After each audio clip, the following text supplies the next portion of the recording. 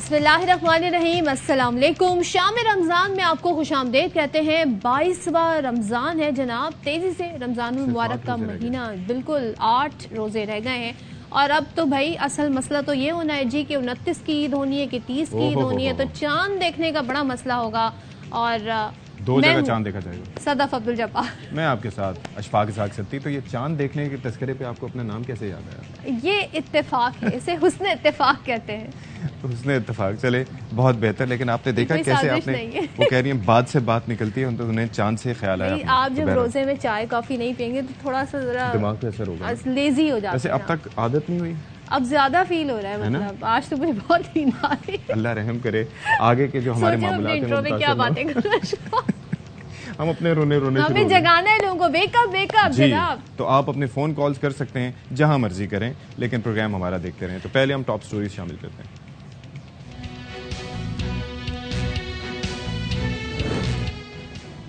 अदालती इस्लाहात बिल के खिलाफ सुप्रीम कोर्ट में समाअत। अदालत ने अटॉर्नी जनरल, सियासी जमातों, सुप्रीम कोर्ट और पाकिस्तान बार को नोटिस जारी कर दिए। चीफ जस्टिस ने कहा, इस मामले में हम अहम आईनी सवालात हैं, हम पार्लियामेंट की इज्जत करते हैं।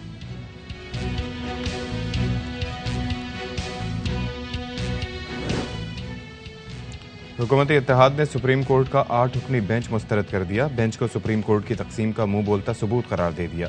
वजीर कानून आजम नज़ीर तारिड़ और कमर जमान कायरा कहते हैं कि पार्लियामेंट के इख्तियारात पर कोई समझौता नहीं किया जाएगा।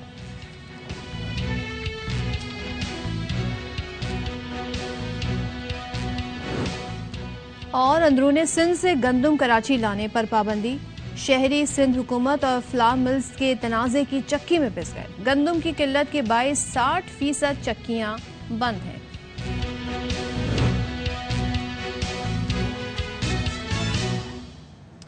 अच्छा जी जनाब, तो टॉप स्टोरी से आपने मुलाहिजा की और हमने सोचा थोड़ा सा आपको जगा दें क्योंकि 4 बज गए हैं। कितने घंटे बाकी हैं? तकरीबन 2 से 3 घंटे बाकी हैं जनाब। और रोज़ा खुलने में तो अच्छे रोज़े यकीनन आपके गुजर रहे होंगे। अच्छा जी, अब जरा हम एक खबर शामिल करेंगे और खबर बड़ी अंदोनाक खबर है और वो ये है कि न्यू कराची की फैक्ट्री में आतिशज़दगी के बाद कूलिंग के दौरान इमारत मुनहदम होने से 4 फायर फाइटर्स शहीद हो गए। अब अंदाजा लगाएं कि कितना मुश्किल काम है जो ये फायर फाइटर सर अंजाम देते हैं। ऐसे में अगर इमारत ही मुनहदम हो जाए, जबकि 13 फायर फाइटर जिंदगी मौत की कशमकश में हैं। शहीद होने वाले में इंचोली का रिहायशी मोहम्मद मोहसिन भी शामिल था, जिसके अहले खाना ने कस्बा पुरसी की दास्तान सुनाई है। कहते हैं दारा मुलाजमीन को सेफ्टी किट्स, ये इंपॉर्टेंट है सुनना, उन्हें सेफ्टी किट्स नहीं दी जाती, वर्दी नहीं दी जाती, यहाँ तक कि चप्पल तक नहीं दी जाती। अच्छा, वैसे आपको पता है कि दुनिया भर में कहीं पर भी फायर फाइटर्स काम करते हैं, मुश्किल काम है, आसान काम नहीं है और जिंदगी की जमानत नहीं दी जा सकती। लेकिन जितने सेफ्टी मेजर्स होने चाहिए वो तरक्की याफ्ता क्या तरक्की पजीर ममालिक में भी लिए जाते हैं कि उनके लिए प्रॉपर हेलमेट हो, प्रॉपर उनका फायर से बचाव वाला, आग से बचाव वाला सूट हो जिससे आग के शोलों की हिद्दत से, तपिश से महफूज रहा जा सके। उसके अलावा उनके मास्क वगैरह उनके पास होते हैं जिनके जरिए जाहिर है कि अगर ऐसी जगह जा रहे हैं तो वहाँ पर ब्रीदेबल इन्वायरमेंट नहीं होता, तो वहाँ पर वो आंखों के लिए स्पेशल गॉगल्स होते हैं। लेकिन यहाँ पर इन बेचारों के पास, जहाँ पर हम तस्करा कर रहे हैं कि जो फायर प्रूफ बूट तो क्या चप्पलें तक नहीं है और 2.5 साल पानी से अलाउंस भी नहीं मिला है जी, और सिर्फ पानी से ये लोग आग बुझाने की कोशिश करते हैं। तनख्वाह भी वक्त पर नहीं मिल रही है। मतलब इसकी जितनी मजम्मत की जाए कम है। और हम अक्सर बात करते हैं कहीं पर भी आग लग गई, ओ जी महकमा फायर ब्रिगेड, स्नार्कल इतनी है तो ये है तो वो है, ये सारे ढकोसले उस वक्त कुछ दिन के लिए डिस्कस होते हैं और उसके बाद फिर सब मिट्टी पाओ पॉलिसी। और आप ये देखें चक्कर क्या है कि इनके पास होना चाहिए उमूमन तरह तरह की आग को टैकल करने के लिए डिफरेंट चीजें। आग की कैटेगरीज होती है A, B, C, मतलब किस कैटेगरी की आग है उसके मुताबिक और किस चीज की आग है तो केमिकल यूज किया जाए, फोम यूज किया जाए या पानी यूज किया जाए। यहाँ पर हर चीज का हल है पानी। हर आग जी पानी से नहीं बुझती है और अब बड़ी तरक्की कर ली है। दुनिया से सीखें, आगे बढ़ना चाहते हैं और अगर वाकई आप चाहते हैं कि आपके मुल्क में इस तरह के वाकयात ना हो तो खुदारा लोगों की जिंदगियों से ना खेलें। फायर फाइटर्स की जिंदगी पहले स्टेक पर होती है, फिर वो दूसरे की जिंदगी बचा रहा है, तो उसकी जिंदगी को महफूज बनाना इन डिपार्टमेंट्स का फर्ज है। और जी शहबाज शरीफ ने यह तो ऐलान कर दिया वजीर आजम साहब ने कि जख्मियों को इलाज की बेहतरीन सहूलियात फराहम की जाए। सिंध हुकूमत कह रही है माली मदद फराहम की जाए। क्या कहना है अहले खाना का, जरा ये भी देख लेते हैं।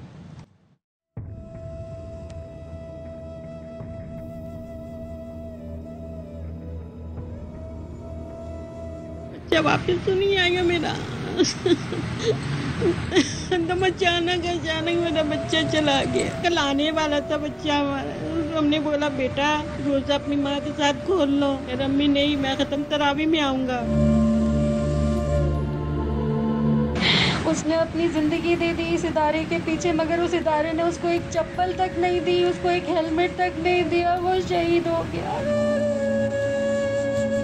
वर्दी तक नहीं है उसके पास, मुआवजा नहीं मिलता। 30 महीने से उनका ओवर टाइम रोक दिया हुआ है। 4 लोगों से बातें करते फिर जाके सैलरीज मिलती हैं। सर ने दोबारा भेजा नहीं, आग बुझाने गए, वहाँ पे कोई कीमती अशिया, कोई कीमती ऐसी जिंदगी जान नहीं थी जो इन्होंने गवाई। कौन है पूछने वाला?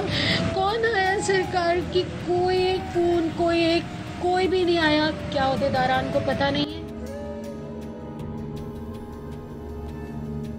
कितने ही पैसे दे दें, कितने ही माली मदद कर लें, जाने वाला जो है वो वापस नहीं आ सकता। और यही चीज़ अगर पहले कर दी जाती तो ऐसा ना होता, लेकिन हम हमेशा कसमा पुरसी की बात करते हैं और फिर कुछ दिन बाद भूल जाते हैं। अफजल परवेज़ हमारे साथ मौजूद हैं। अफजल, ये सिलसिला आज का नहीं है, ये आज से 10-12 साल पहले चले जाएं। बल्दिया फैक्ट्री में जब आग लगी थी तब से लेके अब तक हम यही रोना रोते हैं कि इन लोगों को सहूलियात नहीं मिलती। इन लोगों को सहूलियात तो दूर की बात है भाई, ये बेसिक नेसेसिटीज़ हैं कि आपका सारा लिबास आपके पास हो, आपके जूते फायर प्रूफ होने चाहिए, आपके पास मास्क हो, हेलमेट हो, ये सारी चीज़ें हों। क्या आपने आज तक, आप जाहिर है कि इन चीज़ों पर, मामलात पर नज़र रखते हैं, जब भी ऐसा कोई वाक़या होता है आप देखते हैं कि किस तरह से फायर फाइटर्स पहुँचते हैं, मसला कहाँ है दरअसल?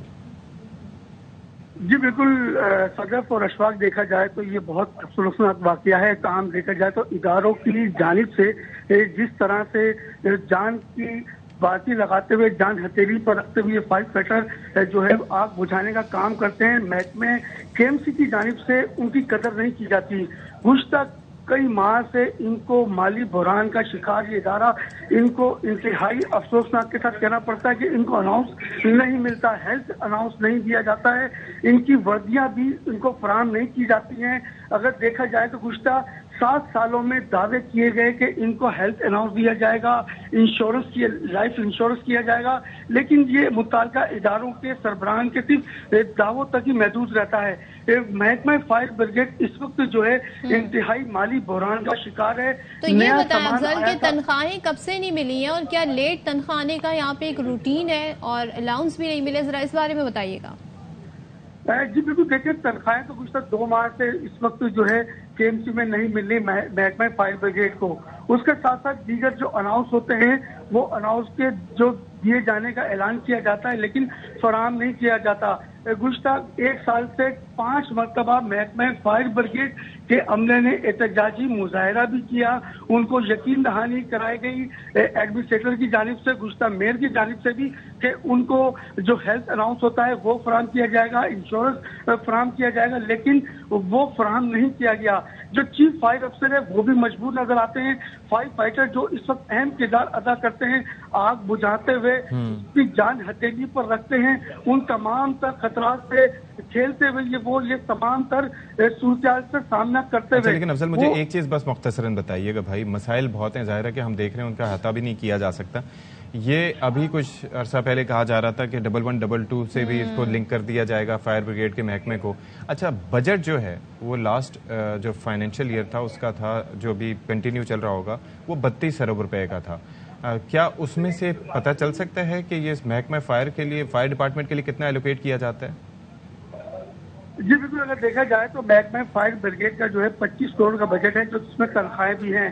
अभी हाल ही गुज़श्ता जो एडमिनिस्ट्रेटर मुस्तफा गुजरे हैं उनके दौरे निजामत में नया साजो सामान भी आया था। इनकी तनख्वाहों में इजाफे के हवाले से जो है साबका एडमिनिस्ट्रेटर मुस्तफा ने ऐलान भी किया था, लेकिन जो मौजूदा एडमिनिस्ट्रेटर हैं उनकी जानिब से अमल दरामद नहीं किया गया। अच्छा। तनख्वाहों के इजाफे के हवाले से अगर 5% जो सिंध हुकूमत की जानिब से तनख्वाहें बढ़ाई गई थी उस पर भी अमल दरामद नहीं हो सका। जी ठीक है, अफजल हमें बता रहे हैं जी ये मामलात हैं। Thank you so much. और जनाब इस पे गौर करें। और 13 फाइटर्स तो वो बताए जा रहे हैं जो जिंदगी और मौत की कश्मकश। आप अंदाजा करें, 4 अपनी जिंदगी की बाजी हार गए हैं और यहाँ पर तनख्वाहों में इजाफे से मुतालिक या इन चीज़ों से मुतालिक कहा जा रहा है कि मुर्तज़ा वहाब कह के गए थे, लेकिन अभी उस पर अमल नहीं। इजाफा तो दूर की बात, जो तनख्वाह उनकी है वही तो दे दें और रमजान के महीने में तो दे दें।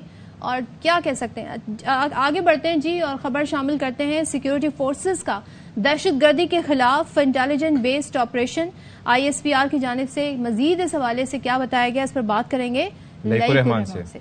लईक बताइएगा इससे मुतालिक जी।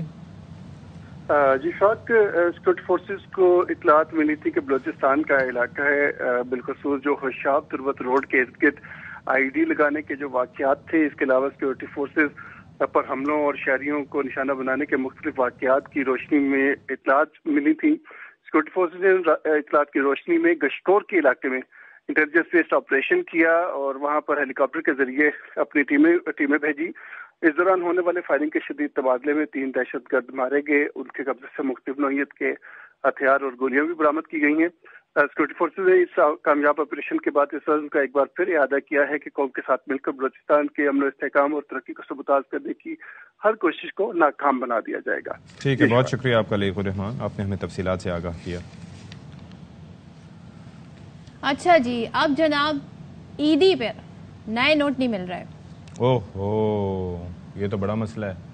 हमें तो नोट ही नहीं मिल रहा। मांगी, मेरे पास नए नोट नहीं है। हाँ, पुराने नोटों में देते हुए अच्छे। पुराने नोट कहाँ रखते हैं? हाँ। बच्चे तो बिल्कुल भी नहीं रखना चाहते हैं पुराने, लेकिन 10-10 वाले। तो ऐसा क्यों हो रहा है? हालांकि हमेशा होता है कि नए नोट आते हैं, कड़क कड़क नोट आते हैं। तो क्या रीजन क्या दे रहे हैं? बताया जा रहा है जी कि शहरियों को ईद पर नए नोट नहीं मिलेंगे। स्टेट बैंक की जानिब से नए करेंसी नोट नहीं जारी किए जाएंगे। स्टेट बैंक का कहना है SMS सर्विस और बैंकों से भी आवाम को नए नोट जारी नहीं होंगे।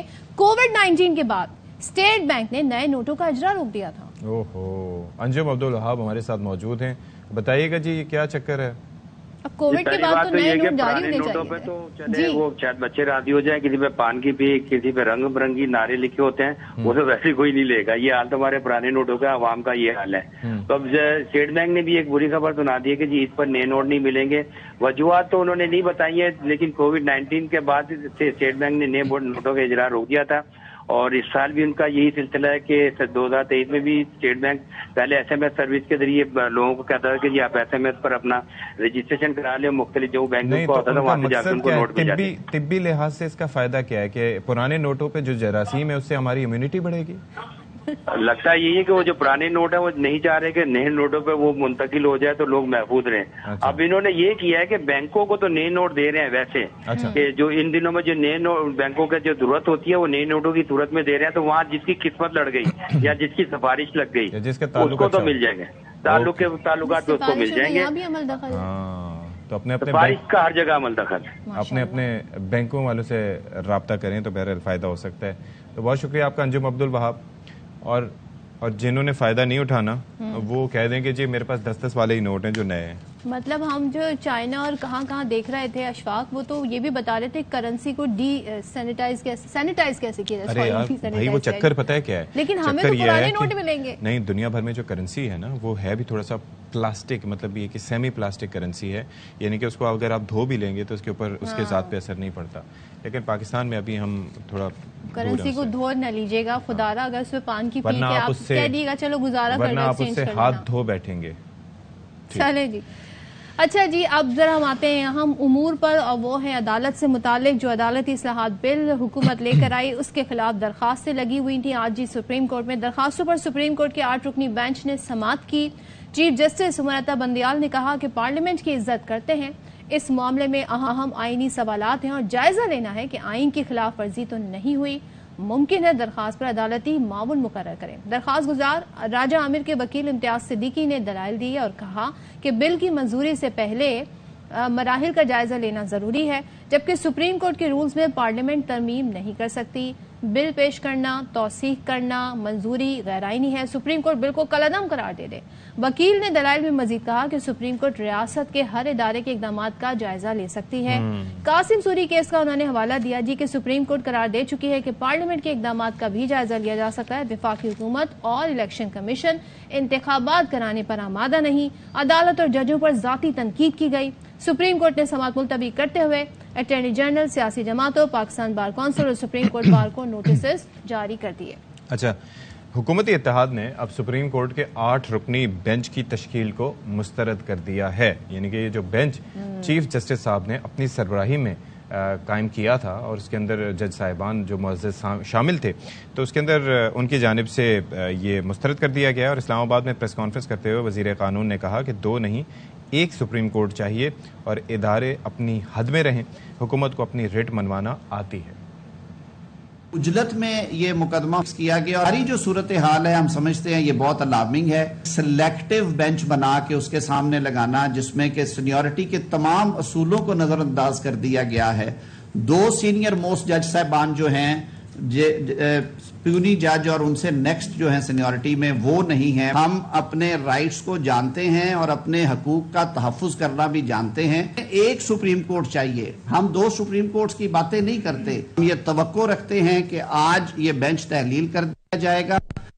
नहीं, एक पाकिस्तान से 2 पाकिस्तान से एक बना, फिर अब 1 से 2 सुप्रीम कोर्ट की बातें शुरू हो गई है। कमर जमान कायरा जी पीपल्स पार्टी इत्तेहादी है हुकूमत की, उन्होंने भी इस सारी प्रेस कॉन्फ्रेंस में गुफ्तगू की।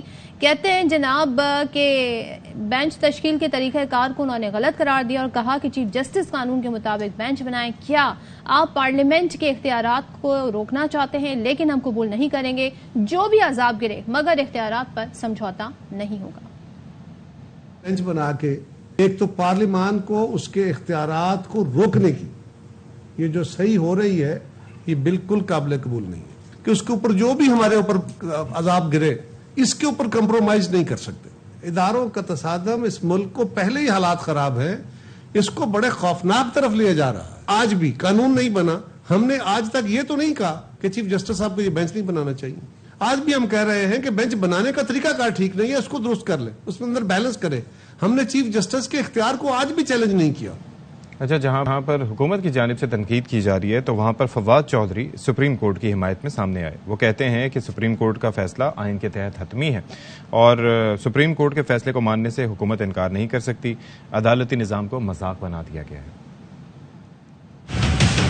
जो हुक्मरान इत्तेहाद है उसने सुप्रीम कोर्ट के बेंच को मुस्तरद कर दिया। ये कहाँ होता है? कभी कोई सुप्रीम कोर्ट के बेंच को भी मुस्तरद कर सकता है कोई हुकूमत? की नाकाबिले कबूल है। जस्टिस पाकिस्तान चाहते तो 2 मेंबर बेंच भी बना सकते थे। 184(3) जो है वो अंडर सुप्रीम कोर्ट रूल 2 जज भी सुन सकते हैं, लेकिन उन्होंने 8 मेंबर बेंच बनाया जो सुप्रीम कोर्ट का अक्सरियती बेंच है। अब आपको इस पर भी तकलीफ है।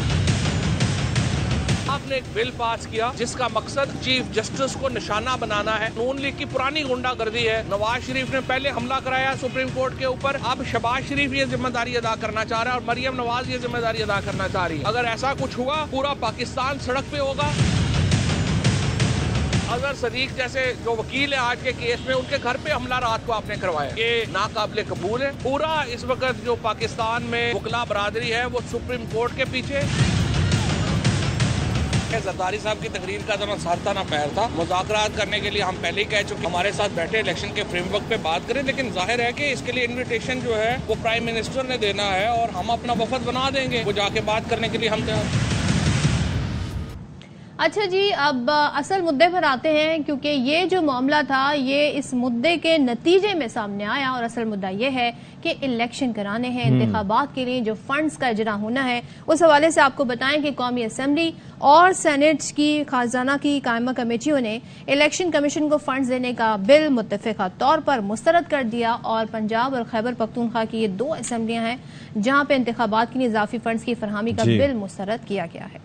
तो अब जाहिर है कि कौमी असम्बली की कमेटी के जो चेयरमैन है कैसर अहमद शेख ने यह कहा है कि रकम बजट में नहीं है।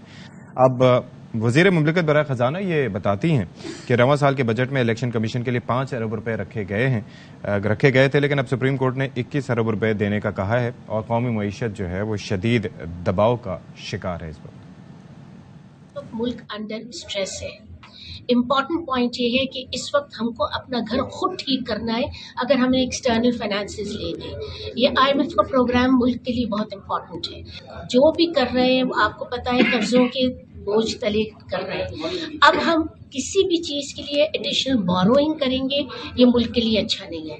अब ये पार्लियामेंट पे डिपेंड करता है कि वो किस में अपना फंड्स एलोकेट करते हैं, इसीलिए पार्लियामेंट में लाया गया है, स्टैंडिंग कमेटीज में भेजा गया है, दोनों तरफ से रिजेक्शन आ गया। IMF से हमारी टेक्निकल लेवल डिस्कशंस तो बहुत अरसे से काफ़ी फर्म्ड अप हैं। एक्सटर्नल फाइनेंसिंग मीन्स किस तरह हम पूरी करेंगे, इस पे बातचीत हो रही है उनसे। उन्होंने कुछ सऊदी अरेबिया ने हमें कुछ एश्योरेंसेस दिए, यूएई से कुछ हमें पॉजिटिव आया है। ये चीज़ें एक दफ़ा उनको फॉर्मली इंडिकेट हो जाएंगी तो बात आगे बढ़ जाएगी। बस ये छोटा सा एक जिसे कहना चाहिए इम्पॉर्टेंट स्टेज है जो क्रॉस होना है, और इंशाल्लाह मैं उम्मीद करती हूँ कि बहुत जल्दी हो जाए। अच्छा जी, अब पंजाब के लिए जी फंड्स इंतखाबात के लिए क्यों नहीं दिए? सुप्रीम कोर्ट ने सेक्रेटरी खजाना, election commission, attorney general, governor state bank को नोटिस जारी कर दिया है और अफसरान को 14 अप्रैल को चैम्बर में पेश होने की हिदायत की। नोटिस में यह भी कहा गया है कि फंड्स की अदम फरहमी अदालत की हुक्म अदूली है, बताया जाए अमल क्यों नहीं किया। सेक्रेटरी इलेक्शन कमीशन को पंजाब खैबर पख्तूनख्वा में इलेक्शन से मुतालिक रिकॉर्ड देने का भी हुक्म दिया गया है। तो ये मामलात हैं अशफाक जी, और जिसमें हम देख रहे हैं कि कोई यहाँ तो कोई अमल दरामद नहीं हो रहा, फंड्स नहीं मिल रहा है, नहीं ये पैसे, ये तो क्या होगा? तो इस पे जरा बात कर लेते हैं। हमारे साथ जाहिर है कि हमें मुअज़्ज़ज़ मेहमान भी ज्वाइन करेंगे टेलीफोन लाइन पे। ये भी तो अब बात है, आयशा गौस पाशा साहिबा ये फरमा रही हैं कि जो हमारे दोस्त मुवालिक हैं उन्होंने ये हमें कंफर्मेशन दे दी है। शेख साहब आ गए, शेख साहब आ गए, शेख रशीद अहमद हमारे साथ मौजूद हैं। बहुत शुक्रिया शेख रशीद अहमद साहब। वैसे माह रमज़ान का आखिरी अशरा है और इसी में तो हमें जहन्नुम की आग से आज़ादी की बात करनी चाहिए, लेकिन यहाँ पर मामला बहरानों का है जो कि अब आईनी बहरान भी सर उठा रहा है।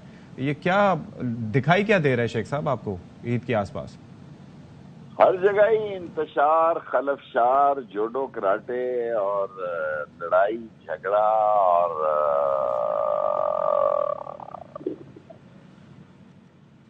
आईन और कानून गहरा भी होता है, तकड़ा भी होता है, उसका शिकंजा भी हैवी ड्यूटी होता है। सो मेरा ख्याल है कल से सियासत शुरू हो जाएगी। पाकिस्तान के आखिरी 5-10 ओवरों का मैच है। अच्छा, किसी तरफ तो लगना है। तो शेख साहब फंड्स तो जारी नहीं हो रहे, बार बार हुकूम अदूली हो रही है अदालत के अहकामात की, तो आप किसके सर पर तलवार लटकती देख रहे हैं? इलेक्शन कमीशन या फिर वजीर आजम? इलेक्शन कमीशन क्या है जी? मैं तो इलेक्शन कमीशन का तो कोई मसला नहीं है, कल आपको पता लग जाएगा। मैं तो वजीर आजम को देखता हूँ, वो भी रास्ता चाहता होगा क्योंकि हुकूमत तो चल नहीं रही। 1 बिलियन मिल नहीं रहे, 1 बिलियन यूएई से नहीं मिलने। उधर सूरत हाल दुनिया सियासत बदल गई है। इवन सऊदी अरब में और यूएई में ईरान के दफ्तर खुल गए हैं, लबनान आ रहा है, शाम के दफ्तर खुल रहे हैं और पाकिस्तान तनहा हो रहा है। $1 अरब के लिए पैसे खा रहे हैं और $1 अरब की श्योरिटी नहीं है। और 13 या 12 रोज से जी 12 कैबिनेट मीटिंग हो गई है। मैंने दुनिया में गिनीज बुक का रिकॉर्ड है कि हर रोज एक दिन में 2-2। ये तो इस तरह दाता दरबार का लंगर भी नहीं लगता, वो भी एक ही दफा शाम को लगता है इफ्तारी के वक्त। ये तो मिनिस्ट्री कैबिनेट की मीटिंगें भी दाता दरबार की लंगर ही है, 2-2 दफा। दाता दरबार तो फिर आवाम के लिए खुला है, तो कैबिनेट मीटिंग में क्या डिस्कशन हो रही है शेख साहब? सबको मालूम है क्या इश्यूज इस वक्त सामने है?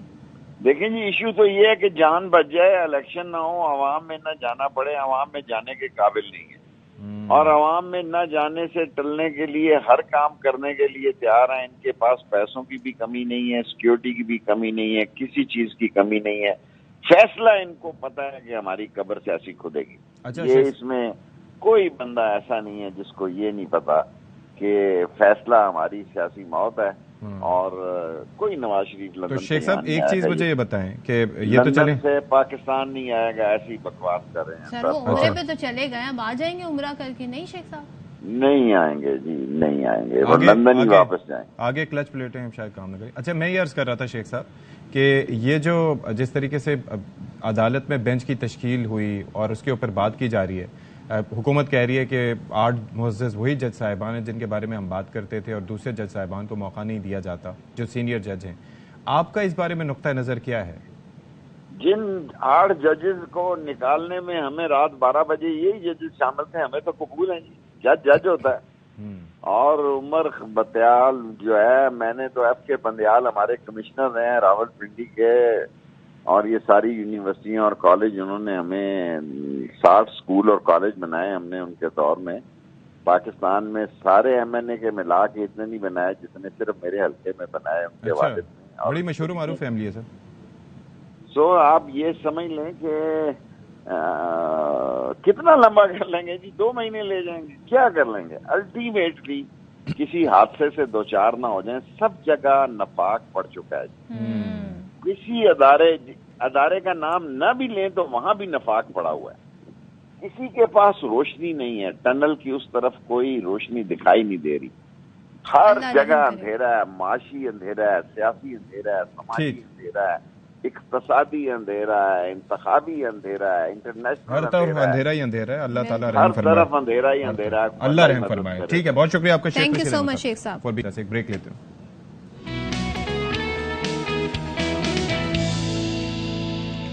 अब जरा सेहत आमा से मुतालिक बात कर लेते हैं और तस्करा करते हैं कराची के इलाके कोरंगी क्रॉसिंग पर कायम जदीद इंडस हॉस्पिटल की। हम अक्सर इस अस्पताल का तस्करा करते हैं कि कैसे वो लोगों की हेल्प कर रहा है, मदद कर रहा है। इस मंसूबे को 15 बरस पहले शुरू किया गया था। अब इस नेटवर्क को दीगर शहरों तक फैलाया जा भी रहा है और हज़ारों मरीजों को मुफ्त इलाज की सहूलियात यहाँ पर मुहैया की जाती हैं। और जनाब, हर माह मुस्तहिक मरीजों पर करोड़ों रुपए खर्च भी किए जाते हैं और इस सब आवाम की जानिब से ज़कात, खैरात, अतियात और डोनेशन सदकात की शक्ल में आते हैं। तो गुज़िश्ता हमने 2 बरसों में देखा जी, कोरोना वायरस जिसने एक तबाही फेर दी थी इस पूरी दुनिया में, हर मुश्किल वक्त में कराची के गरीब शहरियों को इलाज की मुफ्त सहूलत इनकी जानिब से फराहम की गई। इसी हवाले से गुफ्तगू के लिए हमारे साथ मौजूद हैं CEO इंडस अस्पताल and health index Zafar Zaidi साहब। जफर जैदी साहब, सर बहुत शुक्रिया। और इंडस हॉस्पिटल वो इदारा है जिसका एक मुनफरिद मकाम है पाकिस्तान में, तो बताइएगा आवाम की जो बेलौस खिदमत की जा रही है, कब से ये सिलसिला शुरू हुआ, जरा हमें थोड़ा सा हिस्टोरिकल बैकग्राउंड बताइएगा। जी बिल्कुल, जो इंडस अस्पताल है इसकी बुनियाद तो 2007 में रखी गई, मगर इसकी सोच तो थी वो 80s में थी, जब मैं और मेरे कुछ और साथी, हम सब मेडिकल स्टूडेंट्स ही थे उस जमाने में। अच्छा। और ये जूनियर डॉक्टर्स थे। तो कराची में हालात ऐसे थे कि यहाँ पे हेल्थ का बड़ा मसला हम देखते थे। जब हम सिविल अस्पताल में जहाँ काम करते थे और पढ़ते थे तो बड़ा मसला देखते थे। उससे हमें ये अंदाजा हुआ कि आगे चल के कुछ करना चाहिए। फिर कराची में शायद आप लोगों को तो याद भी नहीं होगा, पता भी नहीं होगा, एक बहुत बड़ा बॉम्ब ब्लास्ट हुआ था 1986 में, जिसमें बहुत लोग मरे थे सदर में, और उसकी वजह से सिविल हॉस्पिटल में प्रॉब्लम हुई थी। अच्छा। तो ये जो ग्रुप में जिससे मैं बिलोंग करता हूँ, इंडस हॉस्पिटल जिन्होंने बनाया है, कुछ डॉक्टर, कुछ आर्किटेक्ट्स, कुछ इंजीनियर्स, हम सब ने मिलके जो सिविल हॉस्पिटल की कैजुअलिटी थी उसको दोबारा बनाया, जो कुछ अरसे तक चलती रही थी अभी भी। तो उससे ये जज्बा हुआ कि हम जब एक स्टेज पे पहुंचेंगे, पॉसिबल होगा, तो खुद एक अस्पताल बनाएंगे और उसको बिल्कुल मुफ्त चलाएंगे। तो वो ये इरादा तो जब जड़ पकड़ गया था 1986 में, मगर ये चलते चलते सब अपने अपने कामों में लगे, चीजें सीखी, आगे बढ़े, कुछ ना कुछ जिंदगी में पहुंच के फिर 2007 में फिर हमने यहाँ पे कुरंगी क्रॉसिंग पे जो है ना इंडस हॉस्पिटल शुरू किया। और शुरू में तो 150 बेड का अस्पताल था। अच्छा। तो बहुत ही जल्दी हमें अंदाजा हो गया कि ये काफी नहीं होगा, हमें और बढ़ाना भी पड़ेगा और जगह पे हम कर भी सकते हैं, हमारी हिम्मत भी है और हमारी ख्वाहिश भी है। तो इसी के सिलसिले में फिर हमें सबसे पहले पंजाब गवर्नमेंट ने रुजू किया हमसे कि उनका एक अस्पताल था मुजफ्फरगढ़ में जो नया बना था, टर्किश गवर्नमेंट ने बनाया था, कि उसको चलाएं और उसके पैसे वही पंजाब गवर्नमेंट देगी, तो उसको चलाया। याद रहे इंडस हॉस्पिटल बिल्कुल मुफ्त इलाज करता है, किसी से कोई पैसे कहीं नहीं ले जाते। तो यही हमारा मिशन रहा है, हर जगह हम जहाँ भी गए वहाँ पे हमने किसी से कुछ चार्ज नहीं किया है। तो मुजफ्फरगढ़ के बाद फिर आया लाहौर में कुछ अस्पताल थे छोटे THQs, 5 अस्पताल जो रिंग रोड के चारों तरफ है वो हमें मिले, हमने वो चलाए।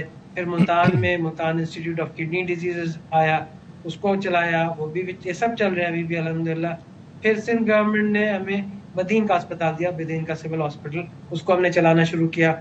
इतने दौरान हमें कुछ डोनर्स ने एक जमीन और पैसे दिए लाहौर में अपने आप खुद बनाने का इंडस हॉस्पिटल। तो वहाँ पे एक जगह जुबली टाउन, वहाँ पे हमने अपना एक अस्पताल बना लिया, अल्हम्दुलिल्लाह वो चल रहा है, जिसको हम खुद ही फंड करते हैं, चलाते हैं। फिर एक मियाँ वाली में mother and child health hospital है, वो हम चलाते हैं। ग्वादर में बलूचिस्तान गवर्नमेंट फिर हमारे पास आएगी, उसमें फिर वो करते हैं।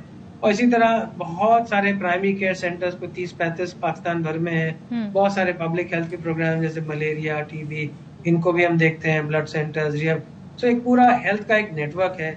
अल्हम्दुलिल्लाह बिल्कुल मुफ्त, किसी से कुछ पैसे लिए बगैर ये सारे मुल्क में चल रहा है। अच्छा, ये एक चीज मुझे ये बताइएगा कि आप लोग ज़ाहिर है कि ये सहूलियात मुहैया करते हैं, लेकिन अगर एक इंसान जो अब तक इंडस अस्पताल नहीं गया दूसरे सरकारी हॉस्पिटल जाता रहे, तो वहाँ पर भी ये दावे किए जाते हैं कि आपको मुफ्त अद्वियात भी दी जाएंगी, इलाज मुआवजा भी होगा। फ़र्क क्या है उन हॉस्पिटल्स में और इंडस हॉस्पिटल में? देखें, वो प्योरली सरकार के अंडर सरकार ही चलाती है। ये पब्लिक प्राइवेट पार्टनरशिप में जो है, जो हमारा अपना है वो तो हमारा प्राइवेट है, वो हम करते ही हैं, मगर सरकार के हैं जिनको हम चलाते हैं वो पब्लिक प्राइवेट पार्टनरशिप में, जिसमें कंप्लीट कंट्रोल, उसकी रनिंग, हर चीज उसकी जिम्मेदारी हमारी है। सरकार हम उनको एक बजट देते हैं, वो हमें उसके पैसे देते हैं, वो हमें ऑडिट करती रहती है सरकार, हम इन्हें रिपोर्टें भेजते हैं, मगर उसमें उनका से नहीं है। यहाँ पे जो काम करने वाले हैं वो इंडस के एम्प्लॉई हैं, वो सरकारी मुलाजमीन नहीं है। तो ये फर्क है। और सहूलियात से मुताल्लिक मैं बात कर रहा था कि सहूलियात में क्या? सहूलियात भी हमारी कोशिश ये है कि हम, चूंकि हमें अपनी इंटेग्रिटी बहुत जरूरी है, तो हम इसी जगह जाएंगे जहाँ पे हम बेस्ट पॉसिबल क्वालिटी केयर दे सके। इन सब जगहों पे टेस्ट, दवाइयाँ, जो चीजें जरूरी हैं वो सब हम देते हैं। इसमें शक नहीं है कि हम जहाँ गवर्नमेंट के जिन सेंटर्स में हम काम कर रहे हैं, जो सरकार खुद चलाती थी, जो उस पर खर्चा है, जो हम करते हैं, क्योंकि हम सुबह से लेकर शाम तक वहाँ मौजूद होते हैं, डॉक्टर भी होते हैं, सब चीजें होती हैं, दवाइयाँ भी मिलती हैं, और आई थिंक ये उनका हम पे भरोसा है कि हम जितने पैसे वो हमें देते हैं उससे अच्छी तरह डिलीवर करते हैं। ये मरीजों की एक उनकी तरफ से एक पॉजिटिव रिपोर्ट्स जाती हैं कि जी हाँ सब कुछ मिलता है, इसलिए वो सब हो जाता है। अच्छा सर, बाकी सरकारी जगहों का आपको खुद पता है कि वहाँ के क्या मसाइल होते हैं। बिल्कुल सर, जरा से ये भी बताइएगा, डोनेशंस जो है आप लोग लेते हैं और सदकात है, ज़कात है, तो ऐसे में अगर कुछ लोग नहीं चाहें कि उनका इलाज ऐसी रकम से हो, उनके लिए कोई तरीकाकार है क्या डिफरेंट? और इस जरा सा हमें इसकी, आपके यहाँ कैसे ये सारी चीज़ें ऑपरेट होती हैं, बताइएगा। बिल्कुल हमारे यहाँ जो है, जो हम पैसे जो भी हमें देते हैं, हमने उनको दो मखसूस अकाउंट्स में रखा हुआ है। एक जो है वो ज़कात और उसका है, खैरात वगैरह का, ये ज़कात सदकात का है, और दूसरा जो है वो डोनेशन का है, जिसमें ज़कात नहीं आती। तो हमारे पास बहुत सारे मरीज ऐसे होते हैं जो ज़कात ले नहीं सकते, या गैर मुस्लिम होते हैं, या जो भी वजह है, तो हम उनका इलाज उस डोनेशन अकाउंट से करते हैं, और जो ज़कात जो ले सकते हैं उनका हम ज़कात के अकाउंट से करते हैं। किसी मरीज को हम वापस इसलिए नहीं भेजते, इलाज जरूर हो जाता है, और जब हमारे पास आता है हम सिर्फ एक ही सवाल पूछते हैं कि क्या आप ज़कात ले सकते हैं? अगर वो ले सकते हैं तो हम उनका ज़कात से कर देते हैं। ना कोई बहुत ज्यादा उसमें तशवीश होती है, ना कोई उनकी प्रायोरिटी क्या होती है? पेशेंट की जो इलाज है उसकी सिवियरिटी देख के बीमारी की उस पे प्रेफर किया जाता है, क्योंकि बाज़ दफ़ा ये होता है कि नंबर्स दे दिए जाते हैं और महीनों लग जाते हैं, चाहे वो पेशेंट जो है वो ऐसे मर्ज में मुब्तला हो जिसका फौरी इलाज होना, जो प्रोग्रेसिव हो। यस, देखिए इसमें दोनों चीजें, चूंकि मुफ्त है तो बे इंतहा मरीज हैं, बे इंतहा तकरीबन 5 लाख से ज्यादा मरीज महीने भर के देखे जाते हैं, तो इसलिए मरीजों की कोई कमी नहीं, बहुत ज्यादा आते हैं। इसमें जो फर्स्ट कम फर्स्ट सर्व उनको देखते हैं, और जो हमारे मेडिकली पॉइंट ऑफ व्यू से जो सीवियर होता है, जिसके अगर ना कुछ किया जाए उसको नुकसान या होता है जान का या अज़ा का या किसी का, तो उसको फौरन किया जाता है। बाकी हमारे पास बहुत सारे ऐसे मरीज आते हैं जिनको वाकई तकलीफ बहुत शदीद होती है, मगर कई सालों से होती है, और वो इंतजार भी कर सकते हैं, तो फिर उनको उसके हिसाब से ही शेड्यूल किया जाता है। जिस चीज में हमें इस चीज का अंदाजा है कि मरीज इतने हमारे हैं कि हम उनको उस स्पीड से नहीं कर पा रहे जिस स्पीड से हमें करना चाहिए। अच्छा, अब जरा ये बता दीजिएगा, अस्पताल बढ़ा भी रहे हैं। अब जरा ये बताइएगा, जाहिर है कि एक्सपेंशन के लिए मजीद फंड्स की भी जरूरत होती है, और जाहिर है कि चंदा लोग देते हैं, डोनेशंस लोग देते हैं, कैसे दे सकते हैं उसका तरीकेकार भी जरा यहाँ पर बयान कर दीजिएगा। जी बिल्कुल, जो हमारे काम करने और मरीजों के ख्याल के लिए उसमें ज़कात भी दें, आजकल रमजान है उसमें दें, डोनेशन भी दें, और ख़ास तौर पे मखसूस उसमें हमारा जो एक्सपेंशन हो रहा है उसके लिए भी हम डोनेशन लेते हैं। हमारा एक यहाँ अस्पताल आके अगर देना चाहें यहाँ दे सकते हैं। हमारा एक नंबर है 111-888-880, उस पर कॉल करके, और वो आके घर से भी ले सकते हैं। तो जिस तरह से आसान है उस तरह से दे सकते हैं। ठीक है, thank you so much. Zafar Zaidi साहब हमारे साथ मौजूद थे। यकीनन जो गुफ्तगू इनसे हुई है, जो लोग इसमें इंटरेस्टेड हैं, एक तो डोनेशन देने में, अपने चंदा ज़कात खैरात देने में, एक ऐसी जगह दें कि जहाँ पर ऑडिट भी हो, जहाँ पर पता भी हो कि आपकी रकम किसके ऊपर और कैसे खर्च हो रही है, तो जिंदगी बचाएं जी, इससे बढ़ के और कोई खिदमत नहीं हो सकती। एक ब्रेक लेते हैं। अच्छा, अब हमें ज्वाइन करें अजहर फारूक, और खबर यह है कि कौमी असम्बली ने पंजाब केपी इलेक्शंस के लिए फंड्स की फराहमी से मुतालिक बिल मुस्तरद कर दिया है। तो अजहर फारूक से मजीद जानते हैं। बताइए अजहर, क्या डिटेल्स हैं आपके पास? सदफ कौमी असम्बली में ये बिल तो पहले ही पेश हुआ था पंजाब और केबी में इंतखाबात से मुतल्लिक, ताकि कौमी असम्बली मंजूरी दे और जो इलेक्शन अखराजात हैं, इजाफी अखराजात जो कि 21 अरब रुपए मांगे गए थे, वो कौमी असम्बली उसकी मंजूरी दे ताकि ये फंड जो है वो दिए जा सके। इस हवाले से आज वजारत खजाना की कायमा कमेटी का इजलास हुआ था। उस कमेटी ने ये फंड देने से इनकार किया था और उस बिल को वहां पे मुस्तरद किया था और आज कायमा कमेटी की रिपोर्ट कौमी असम्बली में पेश की गई है। इस रिपोर्ट में भी ये कहा गया कि ये पैसे जो है वो नहीं दिए जा सकते, जिसके बाद ये इस बिल से मुताबिक तहरीक पेश की है वज़ीर खजाना इसहाक़ डार ने, लेकिन चूंकि कायमा कमेटी की रिपोर्ट ही इस हवाले से मंफी थी, नेगेटिव थी, इसलिए इस बिल को कौमी असम्बली ने कसरत राय के साथ मुस्तरद कर दिया है, जो कि खजाना की कमेटी ने अप्रूवल ही नहीं दी थी। इस वजह से अब कौमी असम्बली ने बाकायदा तौर पर इलेक्शन अखराजात के लिए जो पंजाब और केपी से मुतल्लिक 21 अरब रुपए के फंड हैं उसको रिजेक्ट कर दिया है। कौमी असम्बली ने उसको मुस्तरद कर दिया है। ये बिल जो है मुस्तरद हो गया है, यानी कि आप इसकी सिफारिशात सेनेट की भी आ गई थी, इसलिए सेनेट की कायमा कमेटी जो थी उसने भी इसको रिजेक्ट किया था। तो आप ये फंड जो है बाकायदा तौर पर कौमी असम्बली की तरफ से मुस्तरद किए गए, ये फंड अब फराहम नहीं किए जाए। ठीक है, अजहर हमें बता रहे थे। Thank you so much Azhar Farooq. चलें जी, अब वक्त आ गया है खाने पीने से मुताल्लिक। खाने पीने का इतनी जल्दी टाइम आ गया, अभी तो रोजा खुलने में वक्त बाकी है। 5 तकरीबन बज ही गए हैं। हाँ। अच्छा, टाइम लगेगा बनने में, अंदर से मुझे आवाज है। जी जी जी बिल्कुल जी। तो क्या है जी आज हमारी रेसिपी? आज है जी क्रीमी दही बड़े। वाह वाह वाह, देख लेते हैं।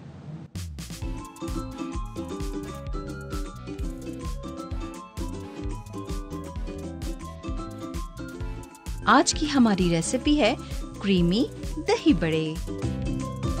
माश की दाल का आटा 1 कप, लहसुन अदरक का पेस्ट ½ टी स्पून, नमक हस्बे जायका, लाल मिर्च पाउडर ½ टी स्पून, गरम मसाला पाउडर ½ टी स्पून, पानी हस्बे जरूरत। अब बीट करेंगे। Oil for fry. अब बड़े को फ्राई करेंगे ब्राउन होने तक। अब प्लेटर में निकाल लेंगे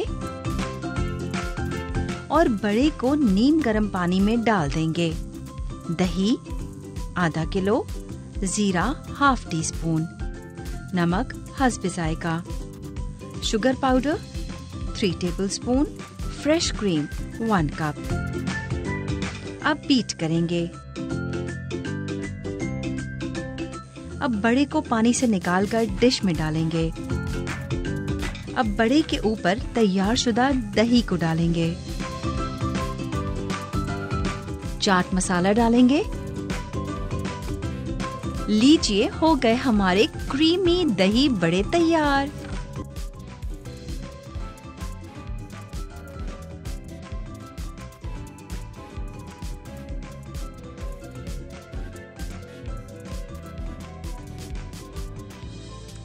वाह वाह जी, जबरदस्त। मेरे लिए एक प्लेट जरूर रखनी है। मैं जो रोज इतनी तारीफें कर रही हूँ, प्लेट तो मेरे ख्याल में नहीं रहेगी, लेकिन साथ में शिमला मिर्च रहेगी। वैसे वो क्यों थी उसके साथ? रूह अफ़ज़ा भी था ना, वो भी वो तो पीते हैं। अच्छा चलें जी, अब खैर आगे बढ़ते हैं। मेरे लिए खैर प्लेट रख दिएगा। अब खाने पीने की जहाँ पे बात हो रही है, रमजान में इफ्तार का खास एहतमाम होता है। एक और चीज जी क्रिकेट है, और हम गली मोहल्लों में बहुत क्रिकेट देखते हैं रमजानों में, लेकिन हम अब असल यानी जो हमारा कौमी खेल बन गया है क्रिकेट, अब उसकी तरफ भी जा रहे हैं। कैसे जी? अब न्यूजीलैंड से हमारा होने वाला है मुकाबला, और जबरदस्त ही मुकाबला होगा। और न्यूजीलैंड के खिलाफ ये होम सीरीज है। इसका मैदान कल से सजेगा और कद्दाफी स्टेडियम में जी मैच खेला जाएगा। T20 match. ट्रॉफी की रोनुमाई आज होगी, जबकि पहले मार्के से पहले दोनों टीमों ने भरपूर ट्रेनिंग सेशंस भी किए। जरा इस पे बात कर लेते हैं। हमारे साथ मौजूद है नुमाइंदा खुसूसी बराए खेल शाहिद हाशमी साहब। शाहिद साहब, अफगानिस्तान में जो कारकर्दगी रही उसके बाद अब जो टीम बनी है, तो कैसी टीम? वैसे हमारे पहले आपके उस पे थॉट्स क्या हैं? ज़ाहिर सारे प्लेयर वापस आ गए हैं। शाहिन शाह वापस आ गए, बाबर, रिजवान, फखर, हारिस रऊफ। और अफगानिस्तान में भी जो हमने 2-3 प्लेयर ट्राई किए थे, जैसे सानुल्लाह थे, जमान खान थे, साइम अयूबी, बहुत अच्छे प्लेयर्स हैं। ये इनको भी रिटेन किया गया, तो अच्छी हमारी तो तगड़ी टीम है। उनकी टीम थोड़ी के मामले में मुझे बड़ी डिसअपॉइंटमेंट हुई। आजम को थोड़े और चांस मिलने चाहिए, और उसको साथ ही साथ उसको अपनी फिटनेस पे भी काम करना पड़ेगा। इस फिटनेस इस क्वेश्चनेबल, वो ठीक है, वो ये कहता है या उसका ट्रेनर ये कहता है कि इस फिटनेस पे वो खेल सकता है, लेकिन थोड़ी क्वेश्चनेबल होती है। कोई इंटरनेशनल कोच जब आएगा, जैसे मिकी आर्थर अब डायरेक्टर ऑफ क्रिकेट आएंगे, वो इस चीज को इतना बर्दाश्त नहीं करते कि एक प्लेयर इस जुस्से के साथ क्रिकेट खेल रहा है। वो चाहे आजम खान लाख कहता रहे, लेकिन उसको अपने फिटनेस में इम्प्रूवमेंट लानी पड़ेगी। अब जरा बता दें कि अभी हमारा स्क्वाड और जो कीवीज का स्क्वाड है उसमें कैसे देखते हैं? हमारा ज्यादा स्ट्रांग है इसलिए कि हमारे सारे प्लेयर वापस आ गए। उनके 9 प्लेयर्स इंडियन प्रीमियर लीग में खेल रहे हैं। उन 9 में से एक केन विलियमसन इंजर्ड हो गए, तो वो शायद वर्ल्ड कप से भी बाहर हो जाएं, जो इस साल अक्टूबर में होना है। तो उनकी टीम थोड़ी नए प्लेयर्स हैं, लेकिन कोई भी टीम जो इंटरनेशनल होती है जब वो आती है, उनका सिस्टम इतना अच्छा है। टोटल 115 रजिस्टर्ड क्रिकेटर्स हैं न्यूजीलैंड में, और अब साउथ अफ्रीका से उनके पास बड़े अच्छा टैलेंट आ रहा है। तो उनके टैलेंटेड प्लेयर्स हैं और वो पाकिस्तान को सरप्राइज कर सकते हैं, इसलिए पाकिस्तान को एक गेम खेलना पड़ेगा। वर्ल्ड कप से पहले कितनी इंपॉर्टेंट है ये सीरीज, और ये बताएं कि अब पिच हमारी यहीं तैयार होनी है, तो पिच का मसला तो नहीं? पिच तो यूजुअली फ्लैट होती है T20 वनडे के लिए। अच्छी तैयारी मिलेगी इस वर्ल्ड कप के लिए भी, फिर अगले साल T20 का वर्ल्ड कप है, यानी आगे पीछे 2 वर्ल्ड कप हैं। और अब वनडे क्रिकेट बेस ही कर रही है T20 क्रिकेट पे। T20 क्रिकेट से ट्यून अप हो रहे हैं लोग, T20 से प्लेयर्स ग्रूम अप हो रहे हैं वनडे क्रिकेट के लिए। तो साथ में ये बताएं, जो बैटर्स कोई नए भी शामिल किए गए जूनियर जो गए थे अफगानिस्तान, उनमें से किसी का साइम है, साइम अयूब, उसका कराची से ताल्लुक है। अभी नेशनल T20 में सबसे ज्यादा छक्के मारने का उसको एजाज मिला, सबसे हाईएस्ट स्ट्राइक रेट 155 था। लेफ्ट हैंडर है, अट्रैक्टिव है, पीछे हट के जो ये इस तरह के शॉट खेलते हैं अट्रैक्ट करते हैं जो फैंस होते हैं, जो टीवी पे भी देख रहे होते हैं। तो वो एक अट्रैक्टिव प्लेयर है, अल्लाह करे कि वो कामयाब हो इस सीरीज में। बिल्कुल जी। टाइमिंग्स के बारे में क्या कहेंगे? रमजान का आखिरी अशरा है, सीरीज आ गई है।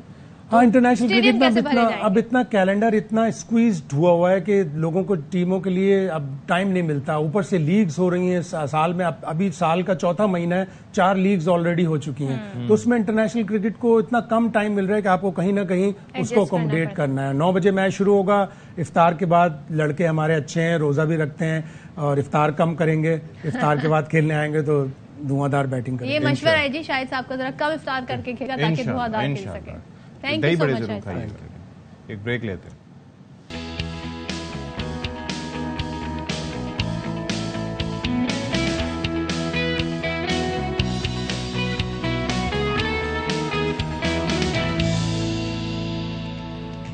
अस्सलाम वालेकुम जनाब आली, शाम रमज़ान में एक बार फिर से आपका खैर मकदम है। उम्मीद है आप लोग बिल्कुल ठीक ठाक होंगे। 5:04 हो गए हैं पाकिस्तान के मेयारी वक्त के मुताबिक। 4:05 5:04। आपकी घड़ी क्या कह रही है? मेरी घड़ी भी यही बता रही है जी, 5:04। तो अब ये मामला है कि हम सियासी उमूर पर पहले बात कर लेते हैं 4 से 5 के दरमियान, और बाकी जो मामलात होते हैं आईनी कानूनी कोशिश ये करते हैं कि उस दौरान बात कर लें। लेकिन इस वक्त मामला होता है अवाम का, कि अवाम क्या सोचते हैं, उनके मसाइल क्या हैं, उनकी परेशानियाँ क्या हैं। अब मैं भी अवाम में शामिल हूँ, तो मुझसे मेरी तबीयत का हाल पूछा। क्या हाल है अशफाक, कैसे मिजाज है? कहाँ गायब थे? अभी थोड़ी तबीयत बेहतर है, तो बाकी दवाओं का इस्तेमाल जारी। बहुत शुक्रिया, आपने अवाम के पुरजोर असरात पे मुझसे पूछा मेरे बारे में। मैंने आपसे पहले भी पूछा था। हाँ, आपने पहले, लेकिन आपने सोचा था आप ऑन एयर ये सवाल उठाएंगे। हाँ, नुक्ता उठाऊंगा। नुक्ता उठा लिया। मैं बहुत कुछ सीख रहा हूँ, लेकिन आपको एहतियात बरत रहे हैं। दही बही खा रहे हैं, दही बड़े, चना चाट, दही बड़े इज लव, लेकिन दही खट्टा नहीं होना चाहिए। ठीक है, तो ये तो टेस्ट करके ही पता चलेगा ना, तब तक तो खट्टा खा लिया आपने और नहीं हुआ तो फिर आप वो तो हाथ कैसे रोकेंगे, तो टेस्टी इतने होते हैं, है ना। ये हमारी सांझी फेवरेट डिश है। ये हमारा मुश्तरका मसला भी है, सांझी फेवरेट डिश भी है, साझा मसला भी है। अब क्या करें इसे, मसले बहुत हैं। आटा जी बड़ा मसला बन गया है, और आए दिन आप देख रहे होते हैं, और हम ही आपको बता रहे थे वजीर आजम आज यहाँ पहुंचे, वजीर आजम आज वहाँ पहुंचे, और आटे की बोरियां दी जा रही होती है कि जो आटा दुकानों पर बिला तामुल मिलना चाहिए, किसी परेशानी के बगैर मिलना चाहिए, अर्जा नरखों पर मिलना चाहिए, वो आटा वजीर आजम पाकिस्तान जाके कहने की जी फलाने को 2 थैले दे दो, फलाने को 1 थैले दे दो, और वज़रा की फौज उनके साथ। आप अंदाजा ये तो खैर जी वजीर आजम से रिलेटेड मामला हो गया। लेकिन कराची की अगर हम बात करें तो यहाँ पे गंदम की किल्लत की वजह से बताया जा रहा है कि 60% चक्कियाँ बंद हो गई। अब शहर कायद के अवाम, सिंध हुकूमत और फ्लावर मिल्स के दरमियान जो तनाज़ा है, उसकी चक्की में आटा पिसना चाहिए, सॉरी टू से अवाम पिस रहे हैं। अंदरूनी सिंध से गंदम कराची लाने पर पाबंदी के मामले पर सूबाई हुकूमत फ्लावर मिल्स मालकान में ठन गई है। शहर में एक बार फिर आटे का संगीन बहरान पैदा होने का खदशा है। हुकूमत जो है इस हवाले से अभी कुछ बताने से कासिर है। कीमतों में इजाफे का खदशा पैदा हो गया है। मिल्स मालकान ने साई सरकार को पाबंदी हटाने के लिए 48 घंटे का अल्टीमेटम भी दे दिया है। अशफाक और सूबाई हुकूमत 1.4 मिलियन टन गंदम की खरीदारी के अहदाफ हासिल करने के लिए ट्रकों को जब्त करके अपने गोदाम। अच्छा, और फिर आप ये देखें, आप पिछले दिनों आप खबर जो दे रहे थे सदफ, आपको याद होगा कि हम कैसे बता रहे थे कि इस वक्त चोरी हो रही हैं जनाब, गंदम चोरी हो रही है और गंदम में खुर्द बुर्द हो रही है, चूहे खा जाते हैं। फिर जब जाते हैं तो उसमें से रेत निकलती है। और अभी आप देख लें कि 100 किलो गंदम का थैला 10,400 रुपए में इस वक्त फरोख्त किया जा रहा है। तो इंसान जाए तो कहाँ जाए और किससे शिकायत करे? चलें, तो अगर हम शिकवे शिकायत की बात हो रही है, सवालात की बात हो रही है, अगर वो उन्हें शिकवे शिकायत ना समझे, सवाल समझे, तो बात कर लीजिए। हमारे साथ मौजूद हैं Pakistan farmers association south zone के चेयरमैन चौधरी आमिर अब्दुल्ला साहब। सर बहुत शुक्रिया। बताइएगा इस वक्त कितनी गंदम मौजूद है? कराची की हद तक हम बात कर रहे हैं, कितनी मिल्स के बारे में बताया जा रहा है कि वो चल रही है और कितनी बंद है, जरा अंदाजा तो हो। जी बहुत शुक्रिया, आपने प्रोग्राम मदद किया। तो सिलसिला ये है कि कराची में कुल 92 फ्लावर मिल्स हैं और इस टाइम तकरीबन 70 फ्लावर मिल्स जो हैं वो बंद हो चुकी हैं गंदम ना होने की वजह से। बाकी जो 20-22 मिले हैं वो कल शाम तक मैं समझता हूँ कि ड्राई हो जाएंगी, बंद हो जाएंगी। अच्छा, यानी 92 में से 70 बंद है। आपने बता दिया गवर्नमेंट को कि क्या करना है, अब क्या बिल्कुल बता दिया। प्रेस कॉन्फ्रेंस आज प्रेस क्लब में हमने की है, पूरे उसमें हकाइक सामने रखे हैं। तो कोई जवाब मिला है खातिर खां? अभी तक हमें कोई जवाब, कोई बात, कोई चीज कुछ नहीं हुआ। ओहो, तो अब इसका नतीजा क्या निकला का एट दी एंड? नतीजा इसका देखें, महंगाई की सूरत में निकलेगा जो नहीं चाहते हम, और बहुत ही गलत बात है। यानी कि आगे आपको पता है ईद के दिन है, आटे की डिमांड आएगी, गंदम मौजूद नहीं है, मतलब है कि अच्छी बात नहीं है। आटा कहाँ से आएगा? आप जानते हैं रेट कितना बढ़ जाएगा। मतलब है कि 150 रुपए किलो शायद अभी रेट मार्केट में चल रहा है।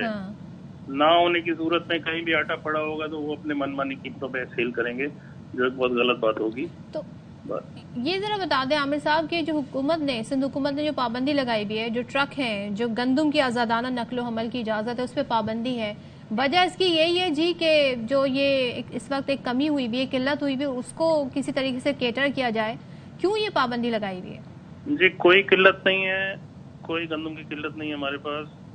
30 से 35 लाख बोरियां तो पास्को की कराची में मौजूद हैं, जो फेडरल गवर्नमेंट ने इम्पोर्ट की हुई है, वो कराची के गोदामों में पड़ी हैं, वो अगले साल काम आएंगी, यानी कि इस साल के एंड में नवंबर में काम आएंगी। अभी से सेव रखी है उन्होंने, 40 लाख बोरियां होंगी। अच्छा, इसके अलावा 4.5 करोड़ बोरी की हमारी हार्वेस्टिंग हुई है इस सीजन में सिंध के अंदर।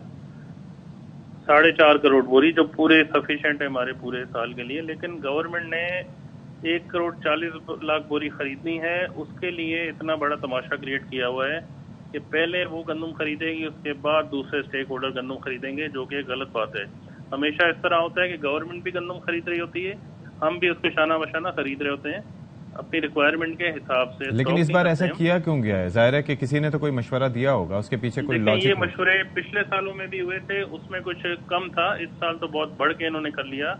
इसमें पैसे की इन्वॉल्वमेंट है, चौकियों पे गाड़ियों से पैसा लिया जाता है, हमारी गाड़ियां रोड से पकड़ के लेकिन उसके अंदर वो लोग वो ये इल्जाम लगाते हैं कि आप लोग जो कि साथ साथ खरीद लेते हैं, ज्यादा खरीद लेते हैं, उनका हदफ अगर पूरा हो या ना हो, उसके बाद जब फसल आने वाली होती है या उससे पहले गंदम थोड़ी होती है तो आप लोग शॉर्टेज करके, उनका इल्जाम है, आप लोग कीमतें बढ़ा देते हैं। नहीं ऐसा है तो हमारे पास से गंदम बरामद हो जाए ना कहीं से। आप 90 मिले, आप कराची की विजिट कर लें, किसी मिल पे आपको गंदम नहीं मिलेगी, तो क्या वजह है कि कहाँ चलेगी गंदम? गंदम जो स्टॉक हो रही है अंदरून सिंध, 72 लोग स्टॉक कर रहे हैं, जो कि गलत बात है। वो हमें महंगी करके देंगे अगले 2 महीने के बाद।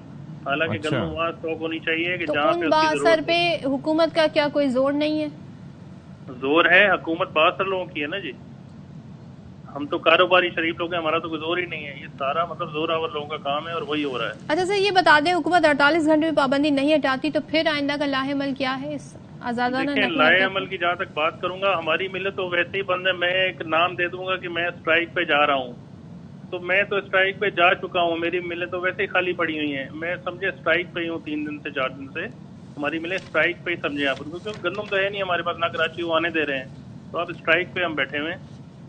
दूसरे लफ्जों में स्ट्राइक चलेंगे, हम अपने तौर पे नहीं चाहते कि हम स्ट्राइक करें, लेकिन हमारी मिले बंदे, हम उसको स्ट्राइक का नाम देते हैं, हम स्ट्राइक पे चले गए। चले, लेट्स होप कि सूरत हाल बेहतर हो। चौधरी आमिर अब्दुल्ला हमारे साथ थे, बहुत शुक्रिया आपका, और इस मामले को जल्द से जल्द हल किया जाए, वरना जी आटे पहले ही इतना नायाब है, महंगा भी मिल रहा है, और अगर उसकी बिल्कुल ही स्ट्राइक पे चलेगा ये मामला तो फिर कहाँ जाएंगे अवाम? किससे पूछेंगे जी? सरकार बताए कि क्या मामला है, कैसे हल होगा? इसको कहा जाता है कहीं ना कहीं मिसमैनेजमेंट। मतलब हो सकता है डिसीजन लेते हो लेकिन स्टेक होल्डर्स को साथ लें और दूसरा अपना मौक़िफ़ पेश करें ताकि पता चले कि क्या हुआ है।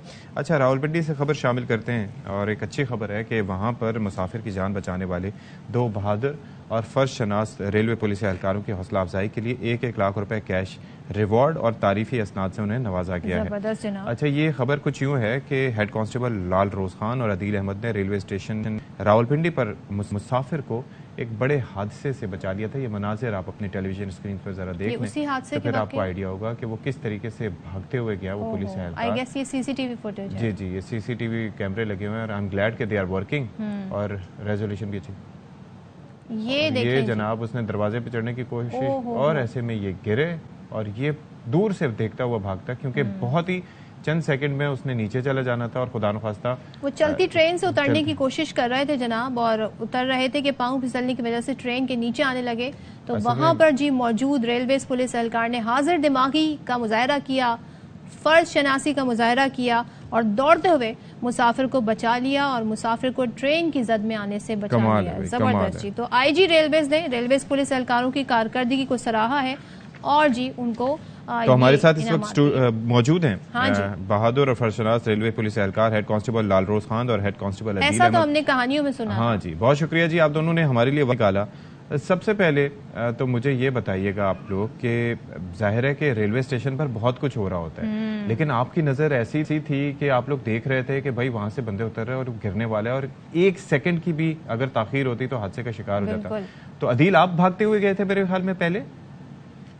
जी, मैं भागता हुआ गया था जी। असल में हुआ इस तरह था कि हमारी स्टेशन पे मौजूदगी, हमारी स्टेशन पे ड्यूटी जो होती है वो इसीलिए लगाई जाती है कि हम रेलवे मुसाफिरान के जानो माल की हिफाजत कर सकें। अच्छा। तो अक्सर इस तरह होता है कि चलती ट्रेन में जब मुसाफिर चढ़ते हैं या उतरने की कोशिश करते हैं तो वो अपना जो बैलेंस है उनका वो अपना बैलेंस कायम नहीं रख सकते। अच्छा। तो वो इस वजह से गिर जाते हैं। तो जैसे ही ये ट्रेन चली है तो मैं उधर खड़ा था साथ ही, तो लोगों ने शोर किया कि वो बंदा गिर गया है। तो मैंने फौरी तौर पे जाकर ना वो लारोज भी साथ थे और मैंने दोनों को ना लारोज भाई को भी और वो जो मुसाफिर जो गिर रहा था और नीचे चला बिल्कुल जाने वाला था ट्रेन के नीचे, तो मैंने फौरी तौर पे भाग के उन दोनों को रेस्क्यू किया। तो दिलरोज खान आप बताइएगा, लाल रोज खान साहब आप बताइएगा कि आपके जहन में क्या आया और अगर थोड़ा डिले हो जाता मामला तो क्या हो सकता था? बिस्मिल्लाहिर्रहमानिर्रहीम। एयरवाई का शुक्रिया कि आप लोगों ने हम लोग को बुलाया। ये आदमी जो मुसाफिर था तो इसको मैं बार बार कह रहा था कि आप अंदर हो जाए, ये मोबाइल पर जो है वो फोन सुन रहा था, स्लिप हो गया। तो मैं फौरी तौर पर पहुंच गया तो इसको उठाने की कोशिश किया लेकिन ये क्या उस टाइम तक अदील पहुंच गया। बड़ा खुशी हुआ, मुसाफिरों ने भी बड़ा हेल्प किया और खुश हुआ और हम लोग को बड़े अच्छा। और एक और चीज भी है ना अदील, वैसे आप लोग नोटिस करते होंगे कि लोग जब उतरते हैं तो अमूमन कहा जाता है कि आप आगे की तरफ थोड़ा सा चलते हुए उतरो या दौड़ते हुए उतरो आगे की तरफ। वो मेरे ख्याल में शायद पीछे की तरफ भी उतर रहे थे तो उसकी वजह से वो बैलेंस आउट हुआ, ट्रेन आगे को चल रही थी, ऐसा भी कुछ था? जी बिल्कुल इसी तरह था जी। वो जैसे ही मुसाफिर ने नीचे उतरने की कोशिश की है तो जो ये सिविल परचात में साथ लारोज भाई जा रहे थे तो ये उसको बार बार कह रहे थे कि अगर आपने उतरना भी है तो आप फ्रंट की तरफ ना, जिस तरफ ट्रेन जा रही है आप उस तरफ मुंह करके उतरें जी। तो वो जो मुसाफिर था वो पीछे की तरफ उसने मुंह किया और जैसे ही वो उसने छलांग लगाई तो वो अनबैलेंस्ड हो गया और वो साथ ही छलांग लगाने के साथ ही उसका पाँव फिसला और वो नीचे जाने वाला था। तो ये बताइएगा कि जाहिर इतनी खतरनाक सिचुएशन थी, इस तरह के वाकयात क्या होते रहते हैं या आपके लिए खुद ये एक पहला वाकया था, एक नया तजुर्बा था? नहीं, इस तरह के वाकयात अक्सर होते रहते हैं जी। हमारी तो चूंकि ये डेली रूटीन है, डेली रूटीन की ड्यूटी है, तो हम अक्सर इस तरह के वाकयात होते हैं। जैसे ही ट्रेन चलने लगती है तो मुसाफिर दौड़ के चढ़ते हैं। मतलब ये रूटीन का मामला है। तो ये आला हुकाम तक पहुंचा कैसे, फिर उन्होंने शाबाशी कैसे दी, तो जरा ये वाली कहानी भी हमें बताएं ना। जी ये इस तरह हुआ है कि रेलवे स्टेशन रावलपिंडी में चूंकि सीसीटीवी कैमरे लगे हुए हैं तो ये इस चीज़ का तो हमें भी इल्म नहीं था कि हमारी वो वीडियोस बन रही है और वो जो हमारी जो है ना वो CCTV कैमरे में फुटेज वो जो है ना वो सेव हो रही है। तो ये हमें भी हमने तो उसको रेस्क्यू किया और जाके उसको साइड पे बिठा दिया। उसके बाद हम मामूल की ड्यूटी पे आ गए। तो ये काफी देर बाद के बाद ना फिर वो जब जैसे ही ये वीडियो वायरल हुई सोशल मीडिया पे और इस तरह, तो फिर हमें पता लगा कि ये तो वीडियो बन गई है और तो ये फिर हमारे अफसराने वाला जी जी जी। अच्छा, तो अब आपने अच्छा फिर क्या हुआ? जी सर जी, तो फिर वो ये वीडियो अफसराने वाला तक पहुंची। तो अफसराने वाला ने फिर इसका नोटिस लिया और फिर ये आज हम आपके सामने अफसराने वाला की मेहरबानी से ही यहाँ पे बैठे। अच्छा, नहीं, और दूसरा आप यहाँ पर बैठ के ना कैमरे का भी शुक्रिया अदा करें। और दूसरा, अब आप दोनों की जिम्मेदारी है कि आपने उस कैमरे को और ऐसे कैमरों को खराब नहीं होने देना, क्योंकि कैमरा ना होता तो किसने नोटिस करना था। बिल्कुल बिल्कुल। और वो जो सोशल मीडिया पे वीडियो वायरल होती है, कभी कभी वो अच्छाई में भी वायरल हो जाती है, तो वो भी बड़ा कमाल है।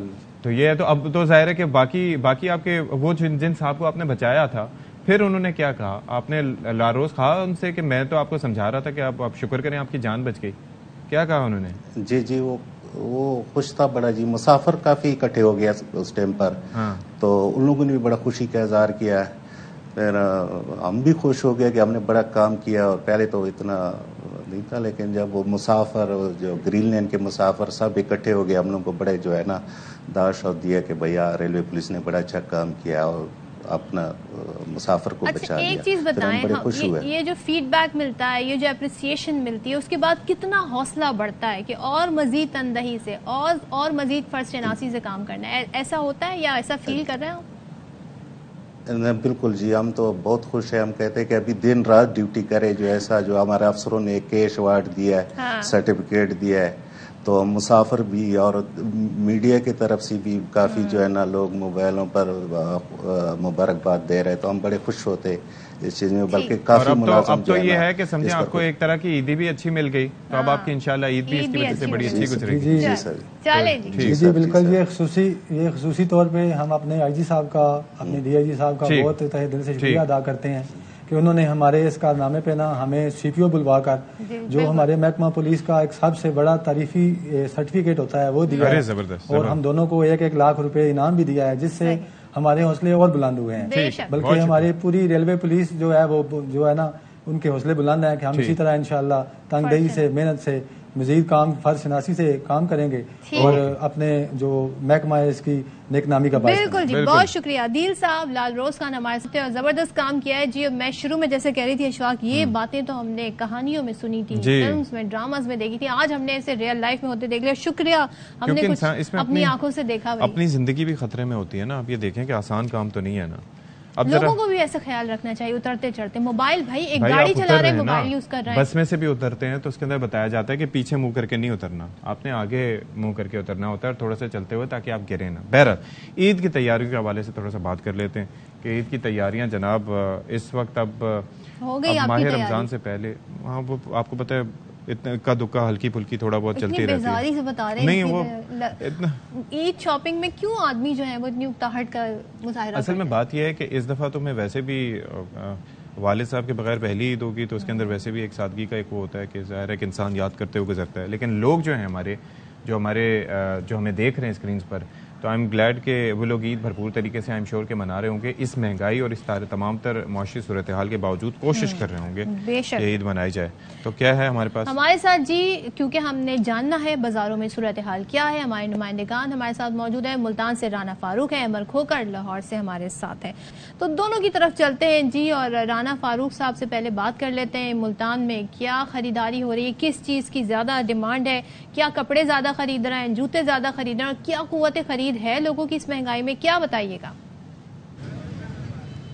जी, मुल्तान की सूरत हाल ये है कि मुल्तान में भी शॉपिंग, जो ईद की शॉपिंग है वो अरूज पर है। और वैसे भी हर किसी की ख्वाहिश होती है कि ईद के मौके पर वो खुद को दूसरों से मुनफरिद दिखाई देने के लिए शॉपिंग करे, अच्छे अच्छे कपड़े खरीदे, जूते खरीदे। यहाँ पर इस वक्त हम जनूबी पंजाब के सबसे बड़े बाजार हुसैनगंज बाजार में मौजूद हैं। यहाँ पर अच्छा खासा रश है। यहाँ पर जितनी भी शॉप्स हैं, कपड़े की जो दुकान है वहाँ पर भी रश है, चूड़ियाँ जो मेहंदी की दुकानें हैं, उसके अलावा जो यहाँ पर जूतों की दुकानें हैं वहाँ पर भी रश है। वैसे भी मुल्तान में जिस तरफ भी जाएँ, जिस तरफ भी रुख करें, छोटे बड़े बड़े बाजार हों, दुकानें हों, मार्केटें हों, वहाँ पर लोगों का रश है, रौनकें हैं, चहल पहल है और अच्छी खासी खूब गहमा गहमी दिखाई दे रही है। हमारे लोगों से बात हुई तो उनका कहना था कि जो महंगाई है उसने उनकी कमर तोड़ कर रख दी है, बहुत ज़्यादा महंगाई है। पिछले साल जो चीज़ वो यहाँ से 3,035 रुपये में लेकर गए थे, अब वो 6,000 या 7,000 रुपये की मिल रही है। मतलब कि इतनी महंगाई है कि एक आम आदमी जिसकी फैमिली की 8 से 10 मेंबर हैं, वो अपने बच्चों को इस महंगाई में कपड़े या जूते या मेहंदी या चूड़ियाँ वगैरह खरीद कर नहीं दे सकता। दूसरी तरफ दुकानदारों से बात हुई, दुकानदार अपनी जगह पर परेशान थे। उन्होंने कहा कि बाजारों में, मार्केटों में रश तो दिखाई दे रहा है आपको,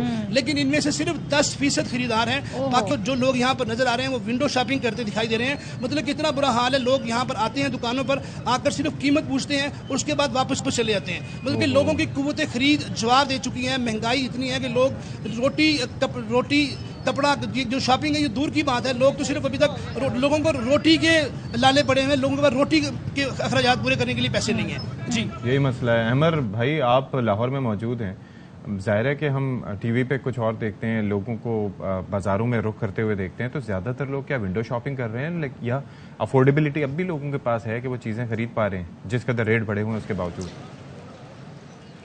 अच्छा देखें इशफाक, क्योंकि ईद का मौका है, खुशियों का मौका है और हमारा इस्लाम भी कहता है कि रमज़ान के बाद ईद मनानी है, ये खुशियाँ मनानी है, तो शॉपिंग तो करनी है। शॉपिंग के बगैर ये खुशियाँ हैं ही नहीं। जहाँ तक बात रही एफोर्डेबिलिटी की, ऑब्वियसली एफोर्डेबिलिटी जो है वो थोड़ी सी कम है। उसकी वजह है कि जो कपड़े हैं वो काफ़ी महंगे हो चुके हैं। जो मुख्तलिफ चीज़ें हैं जिस तरह के शूज़ हो गए या आपकी एसेसरीज़ हैं, दूसरी जो फीमेल्स का मेकअप का सामान, ये भी काफ़ी महंगा हो चुका है। तो ज़ाहिर बात है अफोर्डेबिलिटी पे ऑब्वियसली फ़र्क तो पड़ा है, लेकिन खुशियाँ मनानी है। अभी ये थोड़ा सा ना एक चेंज आया है कि जो मेन आप कह सकते हैं ब्रांड्स की शॉप्स हैं उनके बाहर भी स्टॉल्स लग गए हैं। ब्रांड पे ज़रा थोड़ी सी ज़्यादा एक्सपेंसिव चीज़ होती है तो बाहर स्टॉल पे थोड़ा सा उसके रेट में डिफरेंस आ जाता है। लेकिन अब इस टाइम हम क्रीम मार्केट में मौजूद हैं, यहाँ पर देख रहे हैं कि कस्टमर्स काफ़ी हैं, बच्चे, खवातीन, मेल्स, मतलब काफ़ी लोग जो है यहाँ पर शॉपिंग कर रहे हैं। लेकिन विंडो शॉपिंग भी चल रही है। अहमद खरीद भी रहे हैं, बस विंडो शॉपिंग हो रही है। देखिए सदफ, मैं इसी तरफ जा रहा था कि विंडो शॉपिंग भी चल रही है लेकिन खरीदारी भी चल रही है। ऐसा नहीं है कि बिल्कुल ही खरीदारी नहीं चल रही। जहां विंडो शॉपिंग चल रही है वहां परचेजिंग भी चल रही है और कंपटीशन भी बड़ा जबरदस्त नजर आ रहा है मेल फीमेल के अंदर, क्योंकि जी जी जी सदफ आप कुछ कह रही थी? नहीं, आप कंटिन्यू कीजिए। बड़ा जबरदस्त कंपटीशन भी नजर आ रहा है मेल और फीमेल के अंदर, क्योंकि जो मेल्स हैं उन्होंने ईद के पहले दिन के लिए शलवार कमीज लेने हैं, कुर्ता लेना है, उसके साथ ट्राउजर लेना है और मुख्तलिफ जीन्स, टी शर्ट ये। और फीमेल्स जहां तक बात है वो तो आपको पता ही है कि एक बहुत बड़ा टाइम टेकिंग प्रोसीजर काम है। अच्छा, इसमें वेदर का भी बड़ा अटैचमेंट है लाहौर के साथ। लाहौर में इस टाइम 37 जो है वो डिग्री सेंटीग्रेड चल रहा है और जो अवाम है उसका वेदर के साथ एक बड़ा कनेक्शन होता है जब आप शॉपिंग करने निकलते हैं, क्योंकि गर्मी हो तो चेहरे आपके वैसे ही मुरझाए भी होते हैं। फिर होता क्या कि अफ्तारी के बाद आते हैं शॉपिंग के लिए। तो लाहौर में पहले गर्मी कम थी, लोग थोड़ा सा जो है ना वो शॉपिंग के लिए जल्दी निकल आते थे। अब इस वक्त ये कंडीशन है क्योंकि वेदर थोड़ा चेंज हो गया, गर्मी बढ़ गई, तो शॉपिंग का जो एक सिलसिला है ना वो अफ्तारी के बाद ज्यादा जोर पकड़ता है। तो लेकिन फिर भी इस वक्त सूरत हाल ये है कि लोग अभी भी नजर आ रहे हैं शॉपिंग करते हुए, क्योंकि ईद में जरा दिन जो है वो कम है। जो ईद की शॉपिंग की जो एक मिठास है ना, ओके वी गेट इट, नजर आ रही है। बिल्कुल, और जो कंपटीशन है वो भी बता रहे थे और राना फारूक हमें कह रहे थे जी के 10% ही लोग खरीदारी करें। Thank you so much Rana Farooq और अहमद खोकर, हम सूरत हाल बता रहे थे। अब ब्रेक लेते हैं, ब्रेक ले लेते हैं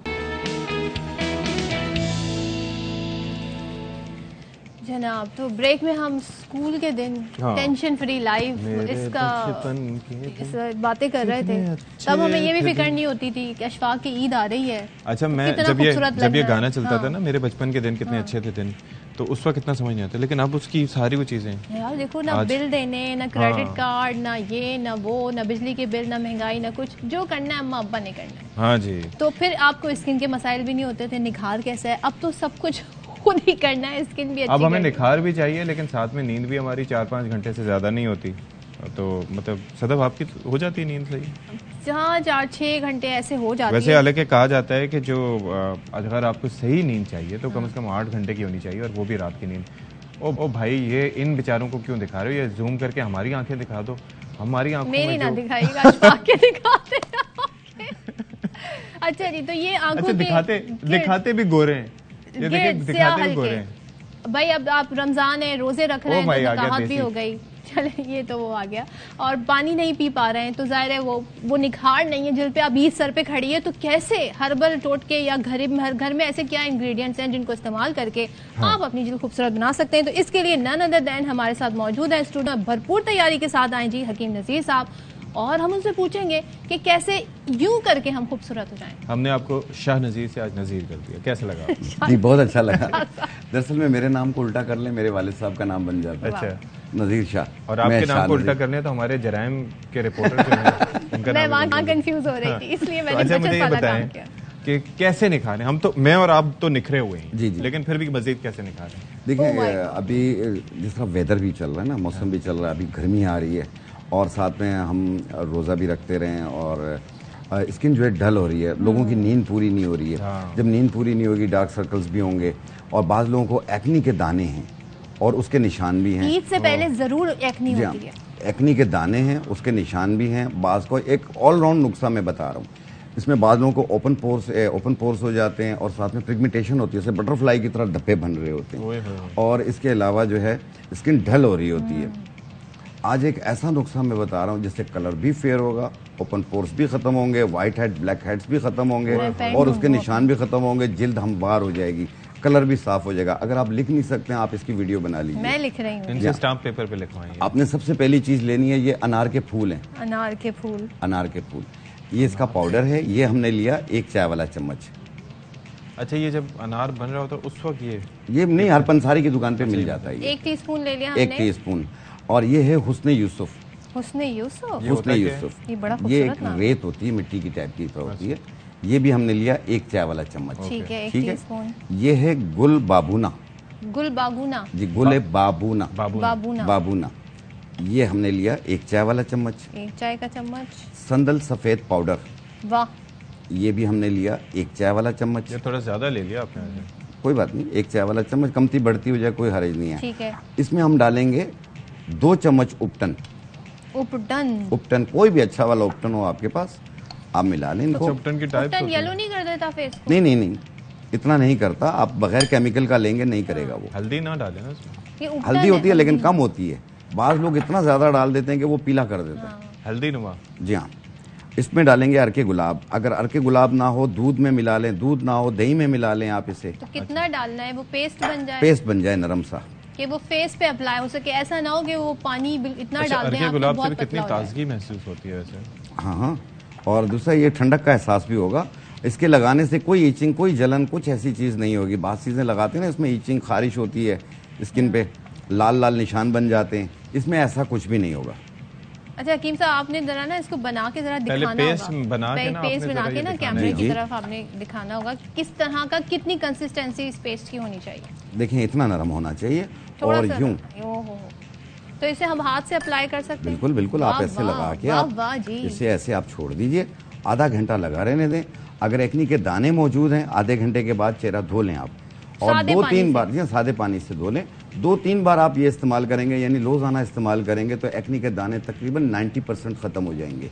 और इसके अलावा अगर दाने मौजूद नहीं है, कलर आपको फेयर करना है, या दाग धब्बे झाइयाँ हैं या ओपन पोर्स हैं, तो फिर इसे लगा के 20 मिनट के बाद पानी का स्प्रे करें और हल्के हाथ से रब करें। 1 मिनट रब करें और फिर चेहरा धो लें आप देखना पहली एप्लीकेशन में आपका कलर कितना साफ है। तो डेड स्किन भी उतर जाएगी? बिल्कुल इंशाल्लाह। नहीं, इसमें कोई जख्म नहीं बनेगा, कुछ नहीं बनेगा और आस्ते आस्ते ये साफ होना शुरू हो जाएगा। बात होता है ना, पील ऑफ हो जाते हैं, जख्म सा बन जाता है, ऐसा कुछ भी नहीं। 8 दिन में निखार आ जाएगा। निखार आ जाएगा इंशाल्लाह, दमकते नजर आएंगे, खूबसूरत तरीन। बिल्कुल ऐसे ही होगा और कलर भी साफ होगा, धब्बे भी खत्म होंगे, ओपन पोर्स भी मिनिमाइज होंगे, व्हाइट हेड ब्लैक हेड्स भी खत्म होंगे, एक्नी हो या एक्नी के निशान हो वो भी खत्म का बताएं ना, उनका भी हो जाएगा। ये देखिए, डार्क सर्कल्स आप अपनी नींद पूरी करें, पानी का टेक ज्यादा रखें। और जिन लोगों को भी अगर डार्क सर्कल्स हो रहे हैं तो वो किशमिश ले लें आप। किशमिश, हाँ, 10 दाने उसके 1 गिलास पानी में भिगो दें, सुबह निहार पेट वो किशमिश खा लें और उसका बचा हुआ पानी पी लें। आप देखिएगा 5 दिन में आपके डार्क सर्कल कितने साफ होते हैं और ये आप 1 महीना यूज करें, मुकम्मल साफ हो जाएंगे। मैं आई विल ट्राई दिस। जरूर, ये डार्क सर्कल्स के लिए बहुत बेहतरीन। किशमिश हर रोज पानी में भिगोना है, रात को भिगो दें, सुबह निहार पेट उसे किशमिश को खा लें और उसका बचा हुआ पानी पी लें। ये एक टाइम रोजाना करना है। अच्छा, ये इससे आपका निढालपन भी दूर होगा। सवाल एक है बड़ा इंपॉर्टेंट कि ये जेंडर स्पेसिफिक तो पेस्ट नहीं है आपका, खवातीन या मर्द दोनों इस्तेमाल, लेडीज और जेंट्स दोनों इस्तेमाल कर सकते हैं, इसका कोई नहीं है।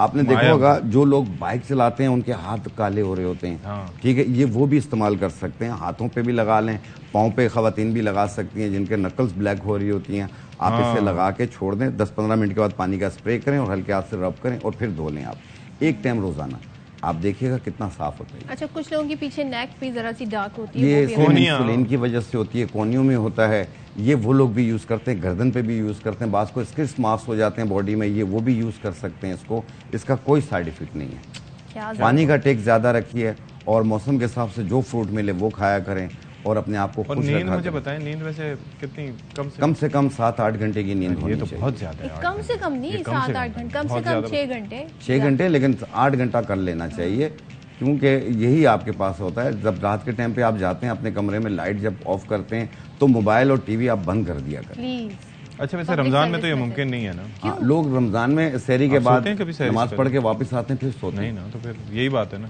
अच्छा, ये कहाँ से मिलेगा? Easily available? इजीली अवेलेबल, हर पंसार की दुकान पे मिल जाता है ये, किसी भी पंसार की शॉप पे चले जाएं आप, ये दिखा दें आपको मिल जाए। ये बॉल तो आप ले जाए ना सदफ, जो बना हुआ है। हाँ, ये वाला बिल्कुल, आप इसे बना के इस्तेमाल कीजिए, इंशाल्लाह देखना आपकी कितनी दुआएं हमारे साथ। मेरा क्या है, मैं ये कच्चे फूल रगड़ लूंगा और इस बाबूने से तो सारा साफ हो जाएगा। देखिए, मैंने सारी जो है ना ये लिख ली है, जो आपने नुस्खा बताया ये सारा मैंने लिख लिया है। अच्छा, हाँ, आपके घर में जो स्टील की देगचियां हो ना, तो वो इस बाबूने से वो भी साफ हो सकती हैं, उसके लिए एक्स्ट्रा कुछ खरीदने की जरूरत नहीं है। बिल्कुल, ये घास की तरह है ना, बिल्कुल जैसे, लेकिन ये है कि ये इजीली पेस्ट भी जाता है। आप जिस पंसारी से लेंगे उनको इन सबको मिला लें, 50-50 ग्राम मिला के पाउडर बना लें, मिक्स कर लें। अच्छा, आप उन्हें ये बता दें जितने इंग्रेडिएंट्स, इतने टीस्पून मिलाने। खाने का ऐसा नहीं था कि कोई खाने का भी कोई नहीं, देखें ये लगाने के लिए, अगर खाने के लिए देखें फिर उसमें ये है कि जैसे एक्नी के दाने हो, तो फिर आप 5 दाने पनीर बूटी के 1 गिलास पानी में भिगो दें और सुबह निहार मुंह छान के पी लें एक टाइम रोजाना, ठीक है। ये भी 1 महीना यूज करते होते हैं, ब्लड प्योरीफाई होता है। दूसरी चीज ये होता है कि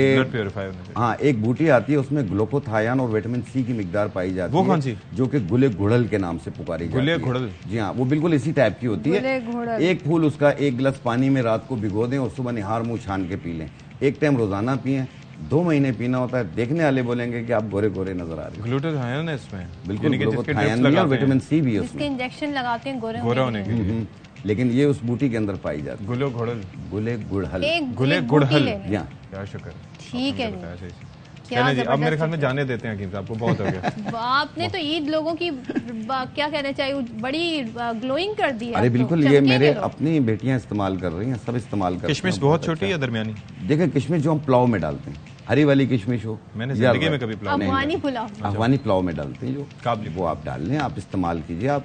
अच्छा, एक चीज और हो रही है आजकल लोगों के अंदर, ईचिंग खारिश की बड़ी प्रॉब्लम हो रही है, तो आपने एक बूटी आती है चिरायता, वो 1 चम्मच के बराबर 1 गिलास पानी में भिगो दें और सुबह निहार मुंह पिए, पूरा जिस्म चिरायता ये पहाड़ी इलाकों में पाया जाता है। यहाँ बिल्कुल बहुत पाया जाता है, पाकिस्तान में भी है और पूरे एशिया में पाया जाता है। आप वो इस्तेमाल करें, उससे शुगर भी कंट्रोल होती है। ठीक है, क्या बात है। हकीम शाह नजीर साहब की अपना नाम सही लिया, बाकी नहीं, अब नाम सही लिया। बाकी नुस्खे जो हैं वो इंशाल्लाह हम ब्रेक में पूछेंगे हकीम साहब से, और ये मैं रख रही हूँ, ये बॉल आपका हुआ। बिल्कुल, थैंक यू सो मच। अल्लाह हाफिज। नहीं, ब्रेक आपको अल्लाह हाफिज।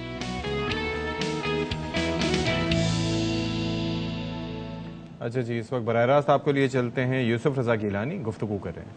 I had the majority, 2/3 majority, उसके बावजूद भी मैंने रिक्वेस्ट की कि आप मुझे वोट करें, और उन्होंने मेहरबानी फरमाते हुए उन्होंने मुझे वोट दिया, और मैं unanimously elected prime minister in the history of Pakistan बन गया। और आपको देखा होगा कि उस वक्त भी अदलिया के साथ हमारी टेंशन थी, और मैं एक डिनर था जिसके ऊपर मैं चीफ जस्टिस के घर में गया, और बहुत से हालात नॉर्मल हुए, और चीफ जस्टिस ने मुझे कहा कि गिलानी साहब, प्राइम मिनिस्टर साहब, आपने क्यों तकलीफ की, मुझे बुला लेते। तो मैंने कहा कल आप आ जाएं, कल आप मेरे पास चाय पिए, और वो मेरे पास आ गए और हालात स्टेबल हो गए कुछ। तो इसलिए मैं समझता हूँ कि पॉलिटिकल लीडर्स जो हैं, वर्कर्स जो हैं, खैर नवाब साहब तो लीडर हैं, पार्टी इनके सरबराह हैं, तो हम इनसे भी ये रिक्वेस्ट किया है कि मुल्क में जो हीट है वो बहुत ज़्यादा है, और उसको डिफ्यूज़ करने के लिए पॉलिटिकल फोर्सेस ही काम कर सकती हैं। तो हम इनके पास आए हैं कि हम चाहते हैं कि किसी तरीके से ये जो टेंशन इस वक्त मुल्क में है उसको डिफ्यूज़ की जाए और हम एक ऐसा रास्ता निकालें जिस पे हम ये कौम को पैगाम होना चाहिए कि हम मीनिंगफुल जो डायलॉग होगा या मीनिंगफुल जो हमने कुछ बातें हैं जो डिफ्यूज़ करनी है, तो वो हम पहले अपने इत्तेहादियों से शुरू करें। पहले इत्तेहादियों के साथ बात करें कि इस वक्त मुल्क में जो हालात हैं, तो आपकी सबसे बड़ी जिम्मेदारी है, जो इत्तेहादी हैं वो अपनी अपनी रिस्पेक्टिव पॉलिटिकल पार्टीज़ के हेड हैं। और नवाब साहब की तरफ हम आए हैं और हमने इनसे भी रिक्वेस्ट की है। अब नवाब साहब जो हैं वो खुद आपको बताएंगे जो हमारी रिक्वेस्ट थी, और इसी तरीके से हम दूसरी भी अपने इत्तेहादियों से पहले बात शुरू करेंगे on the floor of the house. सदर आसिफ अली जरदारी साहब ने भी, और on the floor of the house chairman Bilawal Bhutto Zardari साहब ने भी इस बात को एक्सप्रेस किया है और उस पर कहा है कि ये हमारा काम है कि हम इसको डिफ्यूज़ करें और डायलॉग की तरफ हम जाएं। Thank you. बिस्मिल्लाहिर्रहमानिर्रहीम। आप आगे आज पीपल्स पार्टी का डेलीगेशन आया है, इसको हेड कर रहे हैं सैयद यूसुफ रज़ा गिलानी साहब, नवीद कमर साहब और तायरा साहब। और जैसे कि मुल्क में सूरत हाल आप देख रहे हैं, किसी से ढकी छुपी नहीं है, और इन्होंने पार्टी लीडरशिप का बताया है कि बातचीत के अमल को चलना चाहिए, उसे रुकना नहीं चाहिए, और इनकी इस बात को हम वेलकम करते हैं।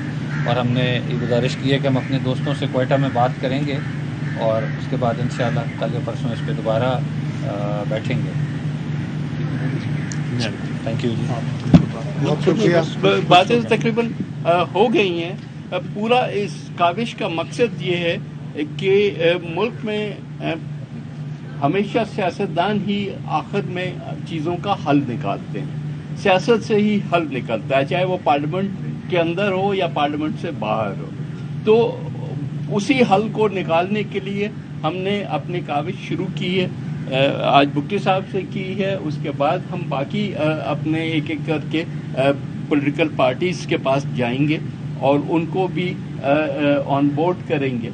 इससे पहले कि हम जो इस वक्त की मौजूदा अपोजिशन है उससे बात करें, पहले अपने अंदर जो है रूलिंग जो कोलिशन है उसमें एक कंसेंसस बना के फिर आगे जाके डायलॉग करें।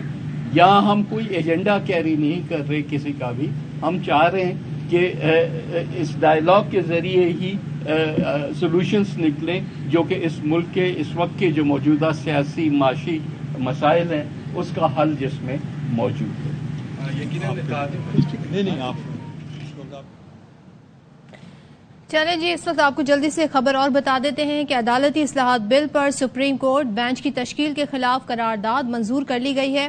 कौमी असम्बली से करारदाद पीपल्स पार्टी के रुकन आगा रफीउल्लाह ने पेश की है और ऐवान अदालती इस्लाहात से मुताल्लिक कानूनसाजी के खिलाफ 8 रुकनी बेंच को मुस्तरद करता है। मतन है करारदाद का। सुप्रीम कोर्ट बेंच में 2 सीनियर जजेस को शामिल नहीं किया गया।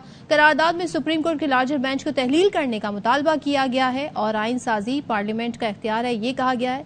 ये सुप्रीम कोर्ट की मुदाखलत को तशवीश की नजर से देखती है पार्लियामेंट, ये भी कहा गया है। सुप्रीम कोर्ट गैर मुंसिफाना फैसले कर रहा है। ये ऐवान सुप्रीम कोर्ट बिल की दरखास्त लेने की मजम्मत करता है। इस बेंच में सीनियर तरीन जज को शामिल न करने पर तशवीश का इजहार करता है। कौमी असम्बली ने करारदाद कसरत राय से मंजूर की है। और चलें जी, अब वक्त आ गया आपसे इजाजत लेने का। अपना बहुत ख्याल रखिएगा, शाद रहिए, आबाद रहिए। तब तक के लिए, कब तक के लिए? कल तक के लिए। अल्लाह हाफिज।